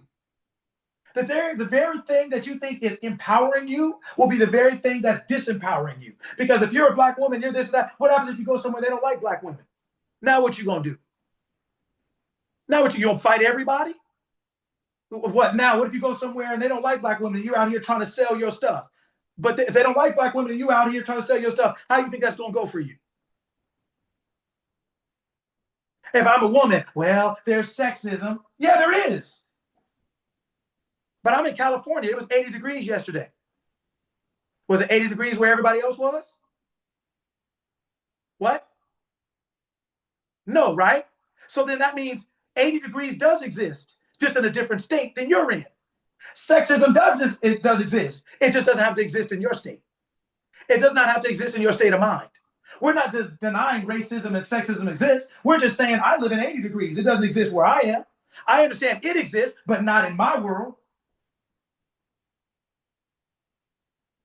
If you were where we are in California, everybody got shorts and a t-shirt on till about 8:30 at night.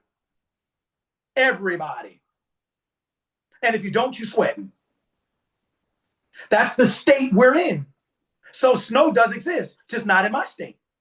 So we're not denying the existence of something, but we're saying just because something exists doesn't mean it has to exist for you, but it exists in the state that you're in. So in your state of mind, if you choose for sexism and racism to be a part of your world, just because it's a part of the world, if you decide to bring it into your world, that's on you. But now that same Black woman thing that you're doing, yeah, when you go somewhere and they don't like Black women, that's your ass. You can just forget it. No, I'm just going to wake you up, keep it going, keep it real for you, real tight, real nice. Just so that you understand what it is to be understood about what's real, like I always say. I'm in my family and nobody knows what that means, but we all understand what it is, what it means. Nobody knows what it means, but we all understand what it means, right? Yeah. So when you think you're that, they're not going to buy your insurance. They're not going to buy what you're selling because you're a Black woman and you think Black woman, it's got to be hard and you think it's got to be this. Okay, cool. Well, according to your faith, be it unto you. So now this thing that you've identified yourself with to empower yourself has now disempowered you. You think it set you free, but all it's done is put a border. You're Black, that's a border. You're a woman, that's a border. There's sexism, that's a border. There's racism, that's a border. Guess what? You got a square. Now you done hopped your butt in it, and that nice square is called jail. You think because there's no bars that you're not in one. You in one because you're in one in your mind. You're boxed in. It's impossible. You see no way out because of what you identified yourself with, and you've identified yourself as your mask and character. That's like Denzel identifying himself as a dude on Training Day today. He walking around doing mine, walking around with that Monte Carlo he had, driving around, hitting the switches, going down LA like that. He got to walk into the jungles as Denzel the actor, not Denzel the person. He knows what it is going through there. Don't go through there. This is a movie, so they getting paid. They'll let you in. Don't go through there. If you're not from there or don't know somebody in there and they not standing outside waiting for you to come, don't go through there. Period. Your car ain't fast enough. It ain't bulletproof enough. You will not get out. Only the character gets to go through there. Only the character is going through all the mess you're going through. That's not I am. That's not. That's not. So I want you to understand this very clearly. It is I am above all else. It is I am above all others. It is I am to that you're only true. You're only true to I am. It is I am above all else. It is I am above all others. It is above I am above everything. It is I am above everyone. It is I am God, and that's all there is. There is no other. It is I am, and there is no other. I am, and there is no other. Yes, be proud of being a Black woman. Why? Because you're the one that created that world in your omniscience, in your omnipotence, in your omnipresence. I'm going to say it this way so you understand it. When you were in heaven and you decided to create a human body, you were in heaven. You weren't under stress, duress. You didn't have no obligation. You didn't have no pressure. You weren't in no debt. You didn't have no taxes. So you didn't pick Black woman out of a wrong state of mind.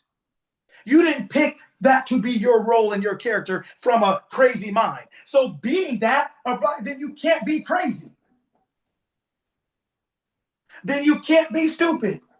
You can't be hurt. You can't be sick. You can't be poor. You can't be disenfranchised. You cannot be that. You were not created to be that. When you created that from your all-knowingness, all ability, everywhere. You created that because you said that is perfect for me. Because I picked it when I was perfect. I picked it as perfection. So there's nothing wrong with it. So you should be proud of it. Shine yourself up, gloss yourself up, oil yourself up. Do it big. Because that's that's the role, the character, the map, that's the role you created to play. But don't ever think that's who you are. Don't confuse the two. Yeah, no, this is the role I'm playing. That's cool. And while I'm here in this movie, I'm about to give an Oscar award-winning legendary performance.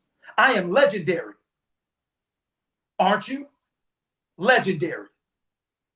So then, yeah, I'm gonna play the hell out of this role all the way. That's what makes Denzel so amazing. It's for those 2 hours you'd be like, man, woo, right? That's the way you're supposed to be in this lifetime. Man, boy. Yeah, but that's I am playing that role. I am plays that role. Sarita can't live it on her own. I am was before the heavens and the earth were created. Sarita's just the body that I am created. But the body didn't move until I am blew itself into it. Blew the breath of life into it. It is I am as it believes itself to be in Sarita. And free will is Sarita gets to choose. That's the free will. And Sarita gets to choose. Leanne gets to choose. Auntie Shanky gets to choose. Larissa gets to choose. Amanda gets to choose. But you choose as I am. As omniscient, all-knowing. As omnipotent, all-capable, all-powerful. As omnipresent everywhere.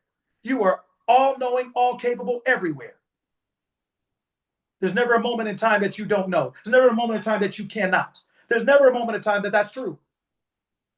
That may be what you're telling yourself, but only Sarita can tell herself, I don't know. What if you ask God a question? It's like, hey, God, what do you think about this? God's like, can't call it. I can't call it. I don't know. What you think? What's 5 plus 5? Man, I don't know. I was about to ask you. How's that going to work? Oh, God, what am I going to do now? You say it intuitively. Oh, awareness. What am I going to do now? Well, why are you asking your awareness? Because you know it knows. So when you say, I don't know, who are you? Who do you think you are in that moment? When you say, I can't, who do you think you are in that moment? When somebody is telling you it's impossible, who do they think it is in that? Who do they think they are in that moment?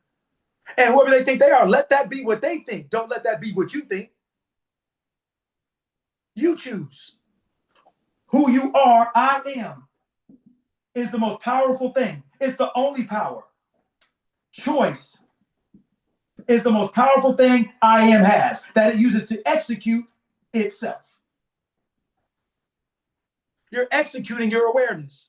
You're always believing yourself to be, and you use choices as reflections of that. And your choices create circumstances. They create your reality. But your reality is the physical expression of the thing that started the whole chain of events. I am. Suli has a question. Go ahead.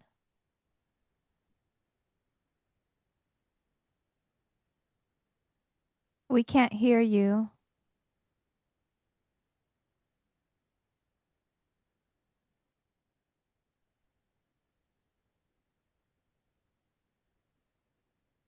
We still can't hear you. You're unmuted, but your mic might not be connected.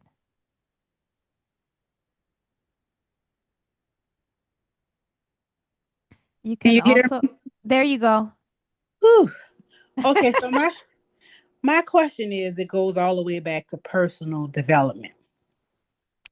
Like, say for instance, you were born in a unhealthy environment. You didn't get an opportunity to choose. Mhm. So, and I don't join the call all the time, so I don't know. But you don't get an opportunity to choose. So you are a part of the I am, but you want better. You want to no longer be a part of the circumstances that you were born in. Is that not where personal development comes in? Like, you seek things out.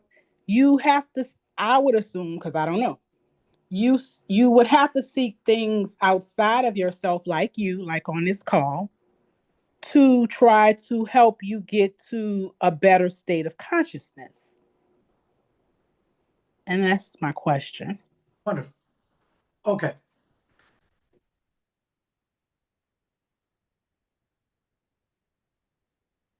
When we are talking, what humanity calls personal development is what I am calls preference. Who do I want to be now? When you say, okay, if we're born into an environment, let's say, so in that environment, we are I am not, where I am things we don't want, let's just say. So humanity seeks to change its existence, its physical existence, by self-development, self-help, self-improvement. That's true for humanity. But the problem is that's not who you are. You're not humanity. You are I am, which makes humanity. So what you're really talking about is self-help and self-improvement, is the change, is the reframing of your awareness of who you are. See, right now you're aware of being, I'm going to say not, I'm going to say it broad, but you're aware of being something you don't want to be. So then in our humanity, we seek to improve. But in our divinity, we just change what we're aware of. We just start identifying ourselves now as, what do I want to be in the end? So right now I am, let's just say in our humanity, I am broke. So we seek self-help, okay, how do I do this? How do I do that? Okay, cool. But divinity goes from I am broke to now I am rich. I'm now this. Our consciousness is what creates all of the physical expression that we have. So the consciousness, when you're aware of being something else, is going to draw all things to you that are like it. So that is how you end up finding who you need. That is how you find what you need, because your awareness of already being it. The answer is in your identity. So your humanity will try to improve itself while keeping its identity, but that's why it's always a struggle. It's like a fish swimming upstream. It never actually changes because your circumstances are created by your awareness of who you are. Your circumstances are the physical expression of who you are. So until you change who you're being, you trying to change what you're doing doesn't work. It doesn't last. It doesn't hold. It doesn't stay. It doesn't stick. Because you're trying to do something that you're not. It's almost like identity theft. Identity theft in itself in a concept is brilliant. If you think about it, it's actually literally brilliant. Why? Because you're always picking an identity that's better than your own currently. And when you pick an identity that's better than your own currently, you get access to a life that otherwise you wouldn't have. Now, you get caught eventually, but it goes to show you the truth of when you change your identity, you get a different experience, right? Whether that be permanent or temporary. What happens is we don't change our identity and our humanity. We try to change our outcome. We try to change our activity and we try to change our actions. And we don't realize that our actions, our activities, and our outcomes are only effect. They're not cause. And until you go to the cause, which is what you're believing yourself to be, then all of your actions will be in vain because if they're not in concert with your awareness, I am, then you're trying to do something as wanting to be different than what you're aware of being, I am not. So when you say, I want to change something, you change your identity first. You change your concept of self first. That is why I read that story in the beginning, because what did it say? Your present circumstances are only a manifestation of your concept of self. If you want to change your present circumstances, if you want to change your physical experiences, you change your concept of self. Who am I believing myself to be that I would do this or that this would happen? If I don't like what I'm doing or what's happening, I go to the cause agent, which is always first. It's always God before man.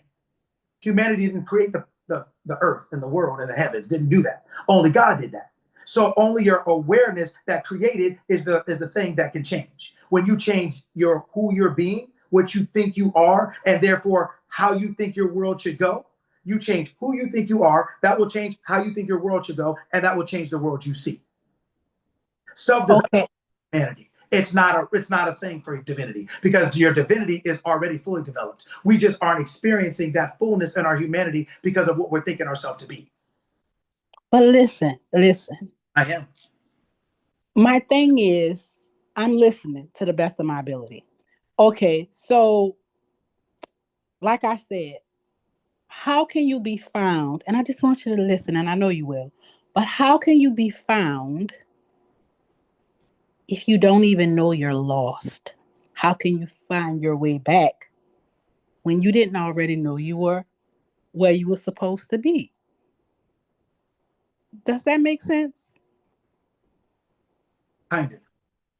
Okay, what I mean is, that's not my reality, but if I were raised in a house, but it was bad, but if I were raised in a home and my parents were drug abusers, drug dealers, prostitutes, and all kinds of stuff like that, that is my awareness.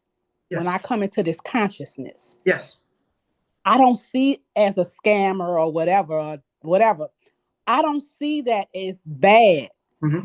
So I'm not really looking for anything else. I'm looking for things in that area because that's what I know. Mm-hmm. But if at some point in my life, I realize that that's not the kind of life that I want to live, like, how do I change that? I go to I am. I'm not even what I am. I don't even know who I am is. Mm-hmm. So for me to just automatically reach for I am, I would reach for a book. I wouldn't reach for, I'm serious. I would reach for a book or help, like you said, a self-help book or something like that. I wouldn't like automatically go to the I am piece. Mm-hmm. But then even if I tried to do the I am, I don't know who I am. Mm-hmm. Great question. So right now, let's say your name is Sue Lee. You know yourself to be something whether you say it or not. You know that's your name. You may not have said it for a day, 2 days, 3 days, right? But if somebody asks you, you answer because that's who you know yourself to be. When you say, hey, I want to change my experiences. So I wouldn't go to I am. I would just go to a self-help book, or I would go to, that's correct. But who is going to that book? I am. I am. It doesn't matter whether you say it or not. It doesn't matter whether you know it or not, because all I'm doing is formalizing it. I am just showing you what you're doing so that you can see it on paper, so that you can see it thrown up against the wall. But it's happening no matter what, because that's all you ever are is I am. So when you start saying, hey, I want to do something different, I wouldn't go to I am. You can't go to I am. That's who you are. You're just not aware that's who you are. But that awareness of being is what is leading you to the book that you're picking. Your humanity identifies it as self-help or self-development. I'm telling you what you'll find to be true in the end. I understand why you're saying what you're saying now, but that is why you're here. And that's why I'm telling you, because it's helping you put the pieces of the puzzle together. But my point to you is, even in the beginning, you are going toward that self-help book because that is where your awareness of being is in that moment. That's what grade you're in, so to speak. So you're going for that book, right? You're not going for calculus yet. You're going for 2 + 2, right? That's where you're aware of being. But then that 2 + 2 leads you to 2 - 2, leads you to 2 × 2, leads you to 2 divided by 2. It will lead you up the ladder, but it's still your awareness. It doesn't need to be formalized. It doesn't need to be, because it is. You can't go to I am. You are I am. But you are expressing yourself as you're aware of being. To your point, you're expressing yourself of what you're aware of being, where you are in this moment. It doesn't need to be what we're talking about today. I am just showing you what's actually happening so you can see it objectively. Subjectively, you're the one that reached for that book. That was your awareness of being. I am. Because I am is saying, I want to now be this thing. I want to express this. So my awareness of being or having a desire is what leads me to picking up that self-help book, to picking up that. But what you'll start to understand is what you think is developing the humanity is actually just remembering, recognizing, recognizing, realizing. You are really coming back to the awareness of who you really are. And that is a process. That's why we're all on here in different stages of it, right? Of awakening, of awareness. We're all the prodigal son returning back home, right? Realizing like, oh, man, who I was is what I want to be again. In the middle is who I thought I was before when I forgot who I was. So that awareness of being is leading you to that self-help book. I'm just letting you know that you're not helping the self the way you think you are, but you'll find that to be true later. In the moment, you're helping, your awareness is using that book because that it knows where you are.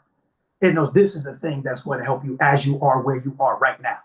And as you keep stepping down that line, your awareness continues to open. You'll remember who you are more, and it'll lead you to another book or another person or another thing or whatever else it is as a path to your journey of awakening, of remembering who you are as I am.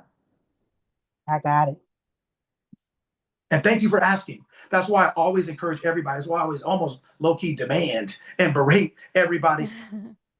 Because this is not I'm saying it this way, this is not a me against you thing. This isn't a right versus wrong. This is about the information and understanding so that we can get it. And once we understand the truth, that's what frees us, right? Consistently, and what keeps us free. And then you start to tune your ear to it. And then you start to see it in this and see it in that. And that is your path of awakening. Mine is different. Everybody's is different. But we're all coming back home, meaning we're all coming back to the awareness of who we were. What did it say in the book? Jesus said, Father, return to me the glory I had with you before the world was. Return it back. You never lose it.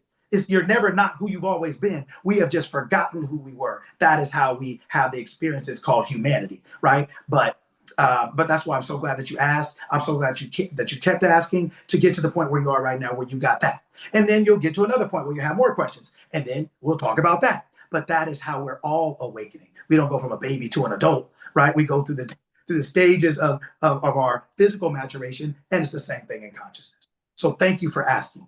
Thank you. Yeah. All right, there's a great question in the YouTube. It's in Spanish. I'll translate though, and I'm going to say it first. ¿Cómo logro cambiar mi identidad si cuando lo digo no me lo creo realmente? And what that means is, how do I change my identity when I say it? How do I change my identity if when I say it, I don't truly believe it? Ooh. When we can't remember a lot of things that, like, especially young, right? So we don't remember what we were thinking when we first heard something, because a lot of times we didn't care. But I want you to ask yourself, honestly, ask yourself, when we were in kindergarten, let's say, and the teacher told us 2 + 2 is 4, did we believe that? Like, do we even remember what we thought when we heard it? Like, did we think to ourselves, do I believe that? Do I really, do you think we thought that? Right? We didn't think that. All we did was accept it as true because we believe the person telling us knew what they were talking about, right? That's why it's so important who you listen to and what you're hearing, because your brain doesn't believe the truth. It believes what it hears most often, whether it's in duration or in intensity. When it has an intense experience, or when it hears something consistently in duration repeatedly, it believes it. Not because it's true, but because that is how it identifies truth, in either duration, repetition, or in intensity. Something happened, and so you're like, oh God, this is real, right? Or something happens consistently, so you take it as real. But the point is that when you first tell yourself something, right, your brain doesn't believe it's true because your brain has not had that experience yet. So it can't take it as true. It doesn't know what's true or false necessarily. It's just saying, you're telling me something, but I am comparing what you're telling me to everything else I already know. And if I've never heard that before, maybe it's true, maybe it's not, I don't know, right? But 2 + 2 is 4. It is the truth. So what you have to understand is the law. The law is Whatever you tell yourself is true is true. When you start to convince yourself of something, keep telling yourself something, you are going to find a way to create that in physical expression because you are I am, right? And so when you tell yourself something, our humanity is looking for proof, validation, because that's what our humanity looks for. Our divinity, I am, who we really are, knows what's true. It knows that I am that. So it doesn't need proof of validation. So it only knows itself to be. So when you tell yourself, I'm rich now. I was broke. Now I'm rich. Your brain will say, your humanity will say, how? Based on what? It's looking for proof. It's looking for all these things. But it doesn't know itself to be that. So it's always trying to find ways to be validated because it's not validation itself. It's not the proof. I am. The being that's saying, I am this, I prefer to be this now, knows that it's true. So now what you do is you use your mind to onboard your brain. My mind, this is who I now am. Because this is who I am, your brain is like an employee. So when your employee comes to work for you, you say, this is the shirt we wear. This is how we clock in. You onboard your employee. You show them how this new place of employment works. You show them how this new identity that you have chosen to be works. It doesn't know. So you can't leave it up to it to decide, where do I clock in at? What time do I start work? It has all these questions. It doesn't mean that it doesn't work there or that it's not true, but it has all these questions because it's unfamiliar in this new environment or with this new thing. So you use your awareness of being, your mind, I am rich.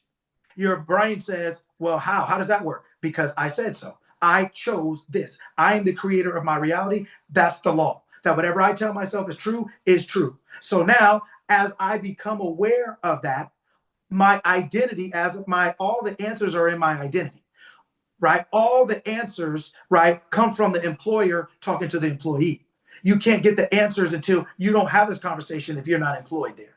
You don't have this conversation without that relationship. So your answers are in the identity. Identifying yourself as your desired end is what allows you now to get access to how that desired end operates, how it thinks, how it walks, how it talks, how it feels, how it does everything, because that's who you're now being. You can't be that wanting to be. You have to identify yourself as that. Wanting to be is like window shopping. You're saying, well, I wonder how that coat feels. I wonder if that's this or that, because you're not it. You want to be it, but you're not identifying yourself as it. So you're not in. You're outside looking in. That's not the same thing. So wanting to be rich is not the same thing as identifying yourself as rich. Wanting to be healthy is not the same thing as identifying yourself as I am healthy. Wanting to be is window shopping. I am is on. But you can see that coat, but you won't know how it feels. So once you go in, you put the coat on, you know how it feels because you're the identity. Everything becomes clear now, right? So when you identify yourself as your desired end, I now am this, but I choose now to be this. When you put that on, you'll feel it. When what he said at the beginning, every time you think of this thing, that's how you identify yourself. Every time you fill your mind with the being that I am healthy or I am rich, whatever your desired end is, every time you think of that, that is how you describe yourself, or that's how you describe the thing that it is that you want to have or be or do. You describe it as it being the way you want now. Every time. It's not going to be, it may not be, no, it is. That's what I am now. I am that. And every time you think of it, that's how you define it. That's how you describe yourself. You're in the awareness of being that thing, right? And that awareness, that identity unfolds itself. Oh, this is how we walk. This is how we talk. This is how we think. This is who we know. That is a different identity than the one you have that's not. It doesn't know this world. It doesn't know those people. That's why we're like, well, how do we know if it's true or not? Yeah, because you don't know that, because you're not that. You have never been that, and you will never be that. This version of you stops. This version of you now comes alive because you're this. This version of you doesn't know that version. It doesn't know what that life is like. That's why it says in the book, you can't take old wine and put it in new wineskin. You can't be the old you and the new you. You can be both, but you can only be one at a time. So you have to figure out, am I the me who's window shopping, or am I going to go in the store and put this thing on? Once I go in the store and put this thing on, it's complete. The thing I was looking at from the outside, I now have on the inside. That's a completely different experience. You ain't got to say nothing because you can feel the coat. You don't wonder what it's like anymore. It's on. It's complete. So you go from I am not, and now you tell yourself I am. That's not an emotion. You don't have to cry over it, be mad over it. You don't even have to believe it. It's not about that. It's about choosing and saying, because I said so, I know how the law works. Because I said so, it is so. It is so. right? And every time you think about that thing, that's what you say. That is how you identify yourself. Awesome. Sarita, I think you had your hand up. Yes, I just wanted to say this was so on point. Like all of it so on point. I love the questions that because some of the questions that are asked, I think we've all asked at one point coming to this class, we've all asked. So hearing the answer now when you have this new mind, when you have this awareness of being, it's like, oh yeah, I feel the answer to that. I know the answer to that. Um, and I just wanted to say, like, I was saying I only and always get checks in the mail, but now I'm saying I only and always get checks, direct deposits, cash, and they have been flowing. I got another check in the mail. I got cash coming in, and this is not to brag. This is just to say this thing is, and it works. I am is amazing and it works. Whatever I say, whatever I choose, I get each time. I change the dynamic of the place because I work at a certain place sometimes.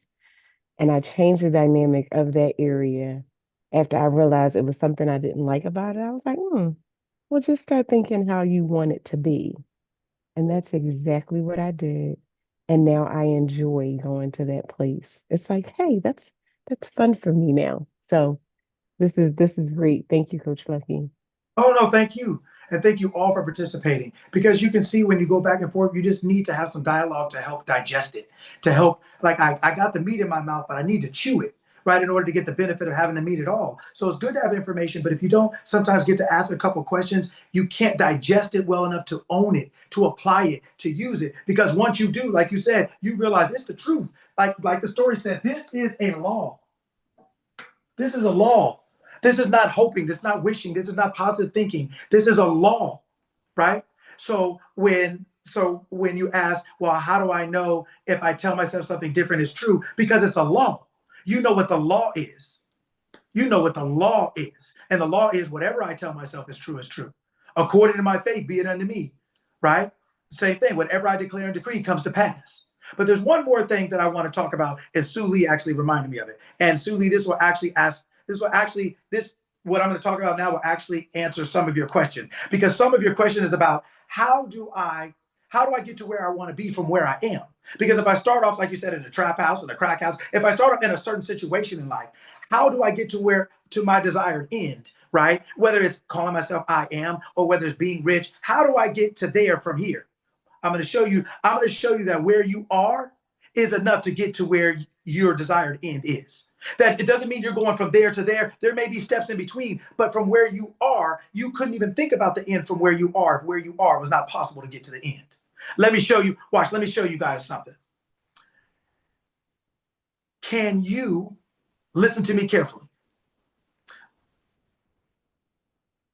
Let's say you want to, how do I want to start? Can you lift? Can you lift? Can you lift a weight that is too heavy for you?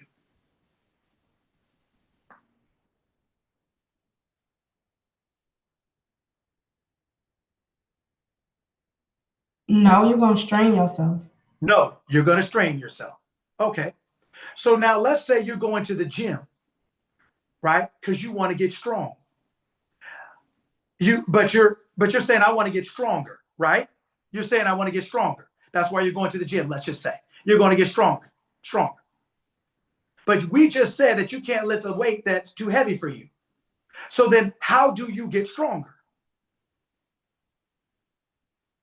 Start off with the weights that are, appropriate and get stronger. So then you start off with the weights that you can already lift, right?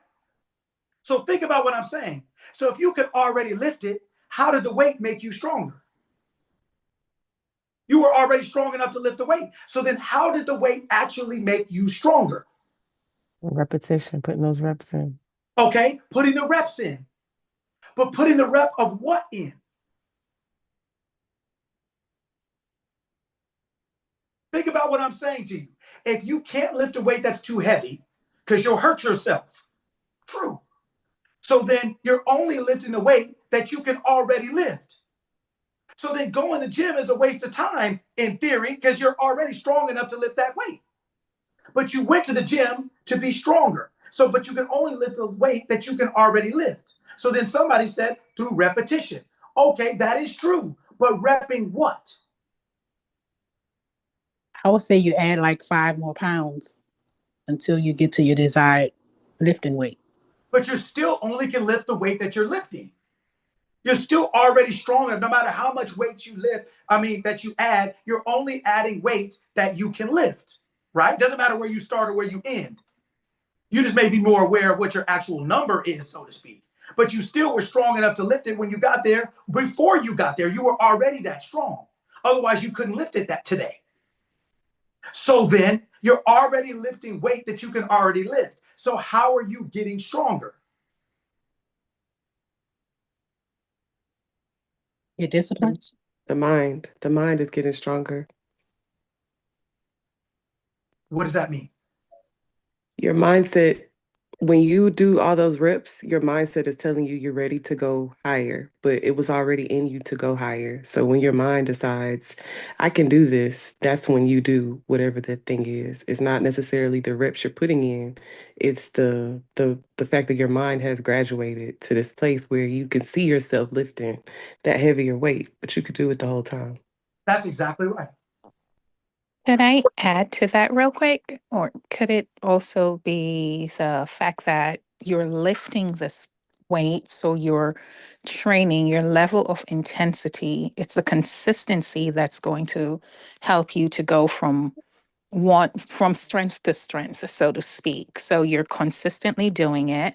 And in this case, I'm guessing as you're developing a new mindset and a different way of thinking, the moments or what you're accustomed to is going to consistently happen because that's what you've been doing all along. But I'm thinking the point that you're making is that it's going to require the change. And even when those old thoughts and your old way of thinking is popping up, you have to consistently train it. And as you train it, you're getting better and better until you get to the point where you desire to be. And as I think it was Sarita that mentioned it before, consistently doing it over and over and over and over, and now that's who she is. She just automatically speak these things into existence.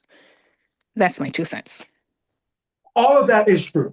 All of that is true. The whole thing that everybody said.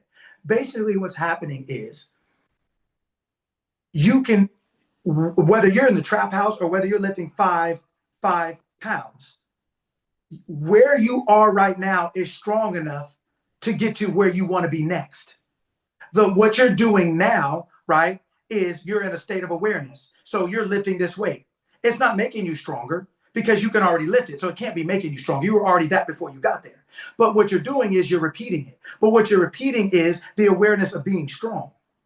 And the awareness of being strong, as that repetition, as you continue to repeat that awareness of being strong, that awareness increases. The muscle that you're actually building is not the muscle of your arm, it's the muscle of your mind that you're repeating over and over by lifting. The muscle of your mind then sends a message to your arm and says, get stronger, grow, because I'm getting ready to do more. You're not actually building your muscle, you're building your mind, and your mind transfers that message to your muscle. That is actually what you're repeating, because you can't lift a weight that's too strong for you. So it doesn't matter what weight you started with. It doesn't matter how many weights you add. You can't lift more today than you can lift. So then you're not lifting a weight that's too heavy so you don't hurt yourself. You're only lifting weights you can already lift. So you already are what you want to be, but you're using the gym to express your awareness. And the more, to Larissa's point, the more you express your awareness, the more that awareness increases itself in your environment, whether that's your muscle or, like Sarita said, whether it's where she goes. Sometimes she decided to change. She started lifting as she was. When her situation is different now, but she was different in that situation, so that the situation changed. The situation changed after she changed.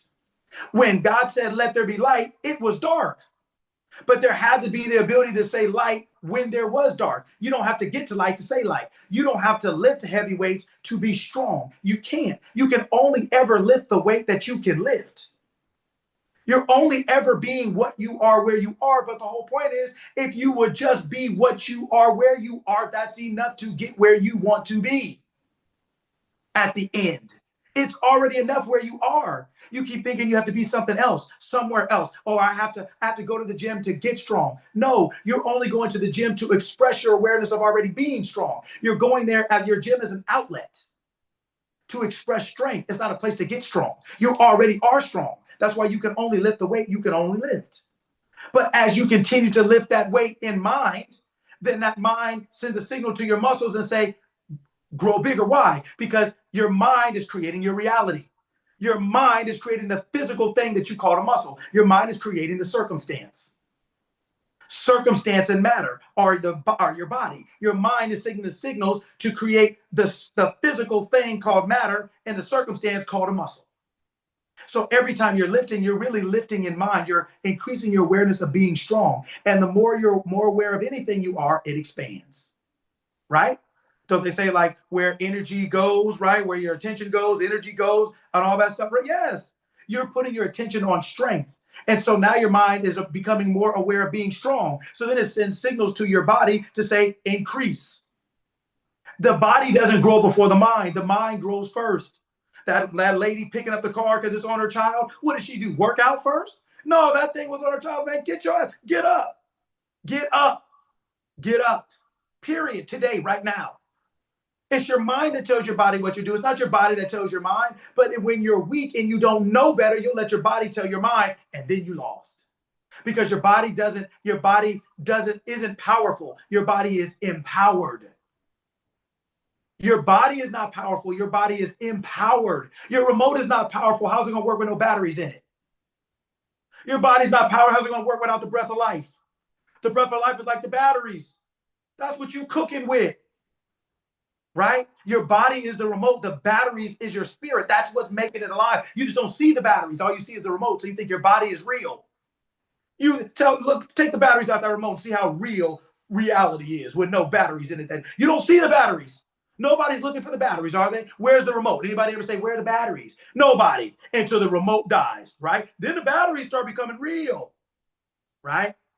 It's the same thing, right? Once you understand that, you understand you're not going to the gym to be strong. You're going to the gym to express your strength. You're just using the gym as the means to do it. You're using it to apply your awareness of being. You already are everything you want to be. You're just using things as permission or opportunity to express it. So you can be in the trap house and still get out. Because you can get out from where you are. And that awareness may lead you to a self-help book. That's like that awareness leads you to a gym. It's still I am expressing itself as it knows itself to be. Hey, it's time for me to get up out of here. So, I found a book. I found another book. I found a video. I found a mentor. Yes, but those are the bridges of incident. Those are the physical things those are the weights that you're using to express yourself, not make you strong. Those are the people that you're using as a conduit to your journey, but those are not the people who make your journey real. You've lined them up. You lifted the weight. The weight didn't lift itself, but you also can't lift more than you can lift. So the weight didn't make you strong. You're already strong enough to lift the weight. So it couldn't have made you strong. You were already that. That's just what you're using to express your strength. So you're using it's like, I'm expressing myself. I need more of myself. Cool. So I'm going to build muscle. But that's always after, it's never before. So you can get out of anything. I'm just formalizing the name I am. But you're always I am. Ain't nothing to go to, ain't nothing to get, ain't nothing to buy, ain't nowhere to go. It's who you are. And as we awaken, the more we realize that, the more we'll understand, I'm just being myself. You getting out of there just being yourself. You have a desire, you have an awareness to be something else, and that awareness and desire to be something else led you to a book. It'll lead you to a person. It'll lead you to a gym. But it's always guiding your footsteps and directing your path according to what it's aware of being, what you think you are. And your desires are to get you to choose the next thing, to be something else. Right? All right. Questions, comments, anything before we get you up out of here? Coach, thank you again for another phenomenal week, another call. This was awesome. This was incredible as usual. Even though you are literally repeating yourself every week, you're doing it in such a unique way where it does not feel like you're repeating yourself. It feels like new information every week. Thank you. Shout out to Vero. Y'all continue to win, continue to thrive. One of the best things I learned from you was all the world means me well and treats me kindly. And ever since I started repeating that affirmation, I started experiencing that affirmation. And the millisecond I stopped repeating that affirmation and started doubting and remembering things from the past, guess what happened? So all the world literally means me well and treats me kindly. And just thank you, Coach. Continue to win. Thank you. Let me say this. You know why that happened? A word called animation. Everything is just a state. Everything, consciousness is the non-physical body. So just like your body is in a state, right? Let's just say Texas, right? Or New Jersey or Philly. Your consciousness is in a state called crazy, or in a state called healthy, and a state called peace. So all these states are just like genes. They're just possibilities. So you use your consciousness to animate a state. So when you animate the state of all the world means me well and treats me kindly, everyone is a link in the chain of my good, you bring that state alive. And humanity calls that reality. But it's consciousness embodying a state.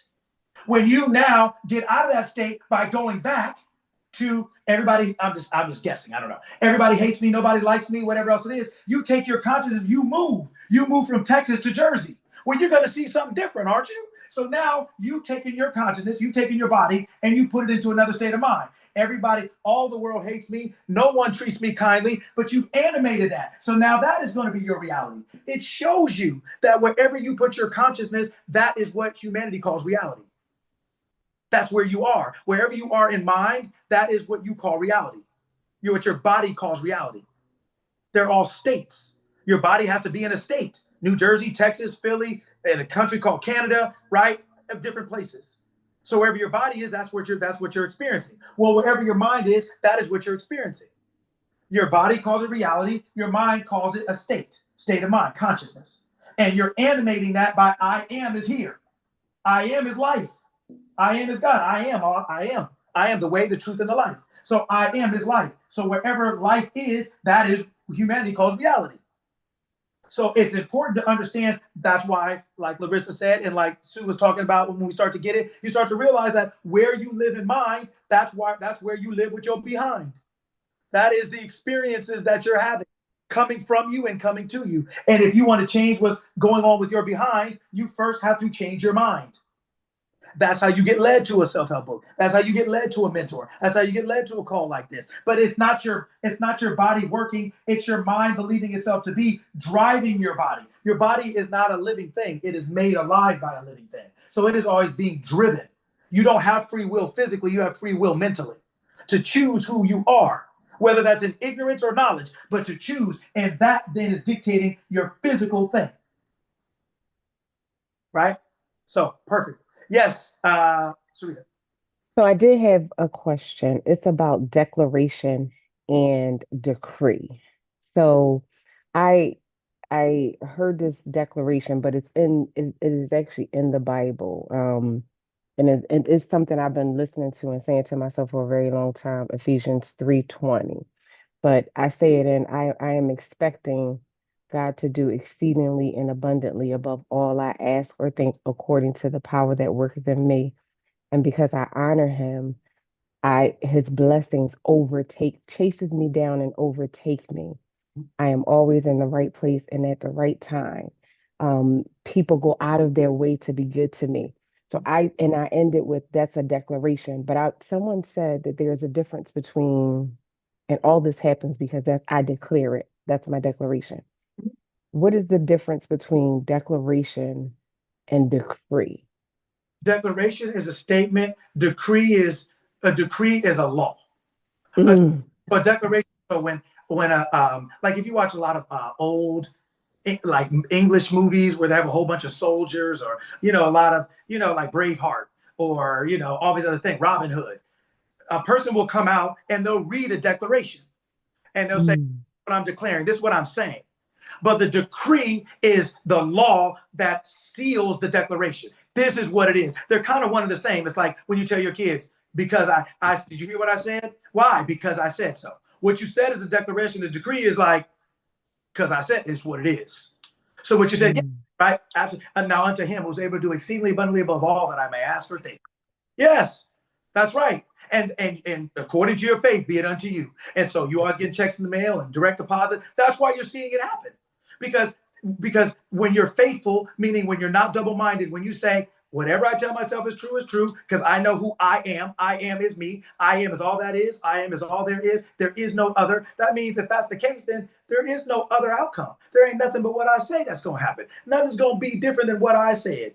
This is what it is. So yes, that is the difference. It's not semantics, but the difference is basically one is a statement, the other one's basically the power to back it up. It's just the seal put on the declaration, right? It's like your birth certificate, and then the seal the state puts on there saying it's official. Okay. All right, we about to seal it and make it law. Seal. Thank you. What we're talking about here is a law. It's not luck. It's not coincidence. It's not coincidence. It is a law. It is guaranteed. It's absolute. It's the same yesterday, today, and forever. It doesn't change. So once you learn it and you apply it over and over and over, you will prove it to be true, right? But you will never know it if you don't apply it. And if you want to sit there and guess, and you want to sit there and window shop, that's cool. But you're never going to know what that coat feels like. You can say it exists, you can say you want it, but you'll never know what that's like. But once you put that coat on, nobody can ever tell you what it's like, because you know for yourself. Once you apply it and you have that experience, nobody will be able to talk you out of it. Nobody will be able to say it ain't true, it ain't real, because you lived it. What do you care about people's opinions when you got proof? What do you care about people's opinions when you got an experience? What do you got people's opinions when checks coming in the mail every day? What they gonna tell you? They not? What they gonna tell you that's not real? That ain't true, that don't happen? How they gonna talk you out of that? Right? That's what this is about. It's a law. Thank you. Erica asked in the chat, is God a he or is God consciousness? Asking for clarity. Yes, God is not a he or she. God is personified as a he or she, meaning, you know how like we use examples like the tortoise and the hare. We're using physical things to try to understand things that we can't see. God is I am. I am is a consciousness. I am.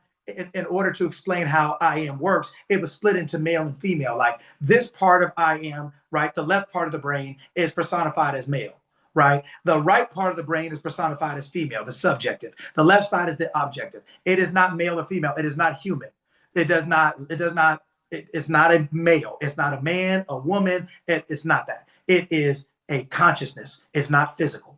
It creates physicality. It can express itself physically, but it is not physical, right? I am is just consciousness, the awareness of being. That's all I am is. It's everything, but it's not. Yeah, but that's all it is. It's not a humanity. It's not a physical thing, male or female. When it's talking about man, man is short for human. That's etymologically the actual real definition of man is human. We shorten it up to be man, and then we shorten that to be male. It doesn't mean male or man as the world says it. Man means human. That means male female. That means male female. And male female is consciousness really, but if you put it into a body, it's the left side and the right side of the brain, right? You need both to be a being. So it's not a man, because otherwise what you gonna do without a woman? How's that gonna work, right? You need both. You need both to be complete. So it's the male and the female are personifications. They're the left side and the right side of the brain. And that is how consciousness expresses itself. That's I am. Great question. Last question, I promise, because I know they're like, okay, y'all, all right, cool, listen. Coach, where were you in life, or how did you learn? What process did you go through? Mentorship or whatever the case, mindset shift? I'm pretty much asking, like, where did you learn how to tell people about themselves without being rude? Like you have, I've seen you for a while now. I've seen you correct people in the most mannerable ways, in the most I'm attracted to come back for more information because I'm not disrespected, disregarded. You're not interested in sunning anyone. You're interested in educating and making sure people have the wisdom that they need. But you also have told, people in the past, like, are you stupid? Like, but you don't do it in such a way that's rude and disrespectful and off-putting. Where did you learn how to communicate that way? When I first started in my early 20s, when I first started working with athletes and things like that, you really see the vulnerability of people. You see how somebody with this body that you're looking like, somebody drew it up and put it together without them being able to think. It's like an 8-year-old in a Ferrari. And you realize that what you give so much credit to as far as physical form, you realize without the mind, it is a hot mess. And you realize, man, once you can change the way somebody thinks, their physical performance changes overnight. Then you realize it's not physical. Then you realize it's not personal. Then you realize, like, okay, cool. So when I talk to people, it's easy for me to say the things I say. But number one, because I've been there in the sense of I understand why people say the things they say. I understand why people believe the things they believe. It doesn't make it right, and I'll correct you because it doesn't matter why you think what you think. If it's not right, you're going to end up in trouble. It's not moral or ethical. If it's not correct, it's a lie, and lies enslave. But the reason I don't mind helping people and things like that because I remember when I believed a whole bunch of crazy stuff, whether it was from whomever I learned it from, however I learned it from, wrong. It was just wrong. Some people, for whatever reason, I remember when I believed things, and I'm going to tell you, I used to believe a whole lot of things then that I don't believe now. But I understand why I believed them. I know where I got them. So I understand why people are coming from. So that's why people like when Sue Lee asks me a question and she says things, she's like, yeah, but, and she follows up because all of us, we're trying to figure out what it is, make sense of all these things, the things that are happening to us in our past, what's happening on now. And you're telling me something can be different than what was or what is, how, based on what, right? Those are all real things. We all have the same questions along the road. So understanding that, it makes it easy because I understand it. And number one. And number two is because I want for everyone what I wanted for me, the truth. I want some help. Help me understand what the hell is going on here because I think I'm a good person. I'm trying hard, but that ain't working. That's not helping me get to where I want to be. No closer to my dreams, no closer to outcomes or anything. So with that being said, I just want people to get what I have found and what I'm consistently finding because I don't stop. I don't just put this outfit on like some kind of pastor robe and then live my life completely different when I'm off of here. This is a lifestyle every single day. So I'm as passionate to share it as I am to learn it. And I'm as passionate to learn it as I am to share it, to learn who I am, remember who I am, recognize who I am. And the more I do that, the more it expands. So I share it with the same energy, the same passion, hope, and things I give to you that I get when I hear, when I learn. I didn't have a physical mentor. Everybody that I listened to coming up on my journey, was dead. Neville was dead. Abdullah was dead. Joseph Murphy was dead. Rev Ike was dead. But there's other people that I've listened to that are living now. But along my journey, I haven't had a physical person that I have calls with or whatever. But I was just looking for answers like everybody else. But what it say, seek and you shall find, knock and it'll be answered. Like when you want to know, you ask, hey, what's the best way for me? How do I find this stuff? And your awareness will be like, oh, okay, well, let's do that. Right? Let's get the answers. Right. So anyway, that's why. Thank you, Coach. I appreciate it. I really appreciate it. It was just, it's not something that I question for myself. It's just more or less something that I'm feeling more confidence to discuss publicly. I know how to communicate effectively, and I'm proud of that. I chose to be that as a little girl. That was the role I chose to step into, with someone who communicates effectively. And sometimes when you want to help others, like Suli asked the question about, when you come from this, even though I came from some other factors, that were not like myself, I still chose to be someone who knew how to communicate effectively. And I see that with certain people in my journey, and I call it out. And I'm like, hey, do you know you're an effective communicator? I just want to let you know others out here that communicate effectively see that and appreciate that and salute that. Because there's so many people out here with influence that just communicate just all kind of crazy ways, and they expect a certain outcome, but they're not attracting that outcome. So when I run into people who know how to communicate effectively, they know how to offer information without insulting others and things like that, I put things like that on a pedestal because those people are unique to me. So I just want to give you your flowers every week. I'm here to give flowers because I appreciate the community here for sure. Thank you. Okay, thank you. Appreciate it.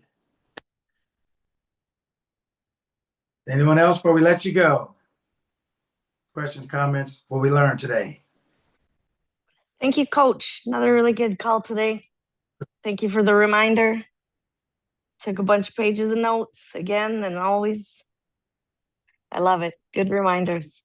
Wonderful. Really good questions today. Very relatable questions. And then, everybody gets the answer to all. And that's, like I said, that's the most important thing to me, is not that you guys come here and sit and listen to me rant and rave, but that you ask questions that help you get a better understanding of what I'm attempting to get across, so that you can take what you can take, where you are, what you are, you take what you can and you apply it. If you're not ready for it, then put it down or wait for it. You don't have to, but take what you can and apply it, because as you apply it, you continue to grow and grow and grow. And if it's the truth, it'll come back when it's time. It'll be there available for you. That's right. And so I'm so glad that people participate, that ask questions, because that's how you own it. Cut this thing off and you walk out and you're like, yeah, I'm her. Yeah, I'm him. Like, I'm the truth. I'm the way. I'm the life. And this is now going the way I say it's going. Right. And like we always talk about, and Tuesday becomes Saturday, and Saturday feels like Tuesday. And after a while, you don't care what day it is, because it's always on and it's always up. Right. So because you know who you are. Right. And that's what I for all of us. Right. So, yes. Wonderful. Coach, I would like to say thank you again for another awesome, spectacular weekend. It's the enlightenment. Like you always say, like you just said, it'll always come back. The truth will always come back. You used to say it's not in the candle. It's not in whatever you kneel yourself to, whatever you make. It's not in the oil. It's not in the tea or whatever you call it. But even today, when you're like, it's a declare and the decree, and you put that out there, amazing. I love it. Thank you. Thank you so much. Pleasure. I'm so happy to hear that you guys are using it. Right? I'm living it every day. I'm so happy to hear you live it every day. Because when you do, taste and see that the Lord, it is good, that the Lord, right? Blessed is the man. In agreement is the mind that trusts in his word. Praise the Lord, from whom all blessings flow. That's where all blessings flow from. All agreements come from the Lord, from the law, from your awareness of knowing who you are. I am that I am. I am the way. I am the truth. I am the life. Whatever I say and declare and decree comes to pass. Right? And when you step out there and you apply that, you'll see. Be a doer of the word, not a hearer only. And when you do that word, boy, nobody can talk you out of nothing, because you know who you are. You own it. You're like, no, this is my house. This ain't no Airbnb. This ain't no rental. This is mine, my stuff. My name is on the deed. This is me. Right? And when you walk like that, like Karen said earlier in the call, your confidence rises, because you just know who you are. You just become inspired. You're driven from within. It's not external. Nobody can take anything from you because they didn't give it to you. Nobody can tell you who you are, because you told yourself who you are. You've already taken it. Nobody needs that job, right? You're not outsourcing nothing. You are, right? And that's the way it's supposed to be. So wonderful. Thank you. Thank you. Wonderful. Alexis? I just wanted to say, congratulations to Sarita. Really excited for you to have direct deposits and all of the other avenues you proclaimed. Because I remember you saying you get checks in the mail, and to see it just transform and grow and be in alignment with where you are, that's so beautiful and inspiring. So thank you for sharing that. And yeah, Coach, like you already know. Right. It's all good up there. Yeah, but you know what? Sarita's a great example of what I talked about the gym. She started lifting what she could, checks in the mail. And as she continued to put her awareness on that, the muscle grew. Her thing expanded to direct deposits. The muscle grew because she kept her awareness in the place, and she kept repeating something. And so now it made more sense. She's like, oh, okay. Well, so then her mind's like, oh, okay, we need to expand the muscle. We need to expand our ability to express ourselves, right? Because we're getting stronger. We keep telling ourselves, and that awareness increases. So now it's like, well, the muscle goes from lifting 10 pounds to 15 pounds. You think it's because you're physically curling. No, the physical curl keeps your mind saying, oh, we're expressing strength. I'm more aware of expressing it, so let me put more muscle out there. I'm aware of checks coming in the mail. I keep saying it, so now let me get money in a different way. And so she expressed, it increased, right? She didn't get a new mailman. She didn't all of a sudden start doing this. Her awareness of something is what is what expanded her physical expression. Your awareness of being strong is what expands your muscle. It's not the actual thing itself. When you understand that, you put all your emphasis on awareness. Who am I being? And I choose what I'm aware of being, and I keep myself there because I know if I keep expressing it, that muscle's going to grow. Whether it's in literal muscle, whether it's in checks, whether it's in favor, whether it's in salary, it's going to expand because my awareness, I keep doing it. So my mind is saying, okay, let me put more of this in the physical. Let me build that muscle up. Let me expand my physical expression. That's right. That's exactly how you do it. Perfect.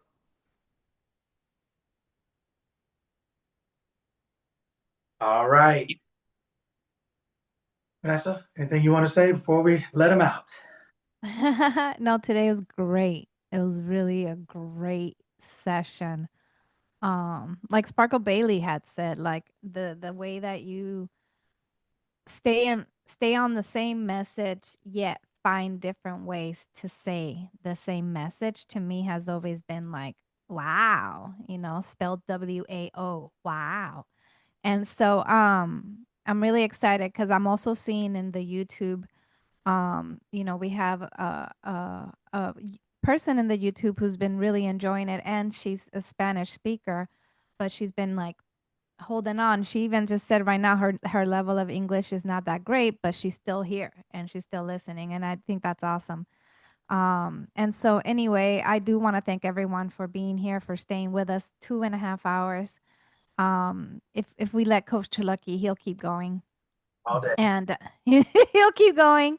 But honestly, y'all, like this is a sample. A lot of you have a lot of questions, and a lot of you would really, really, really benefit from being inside the youth circle. Because that's where we have like conversations. It's not just Coach Lucky teaching. It's conversations, and it's the group giving, it's like the collective, right? And everyone is just kind of sharpening everyone.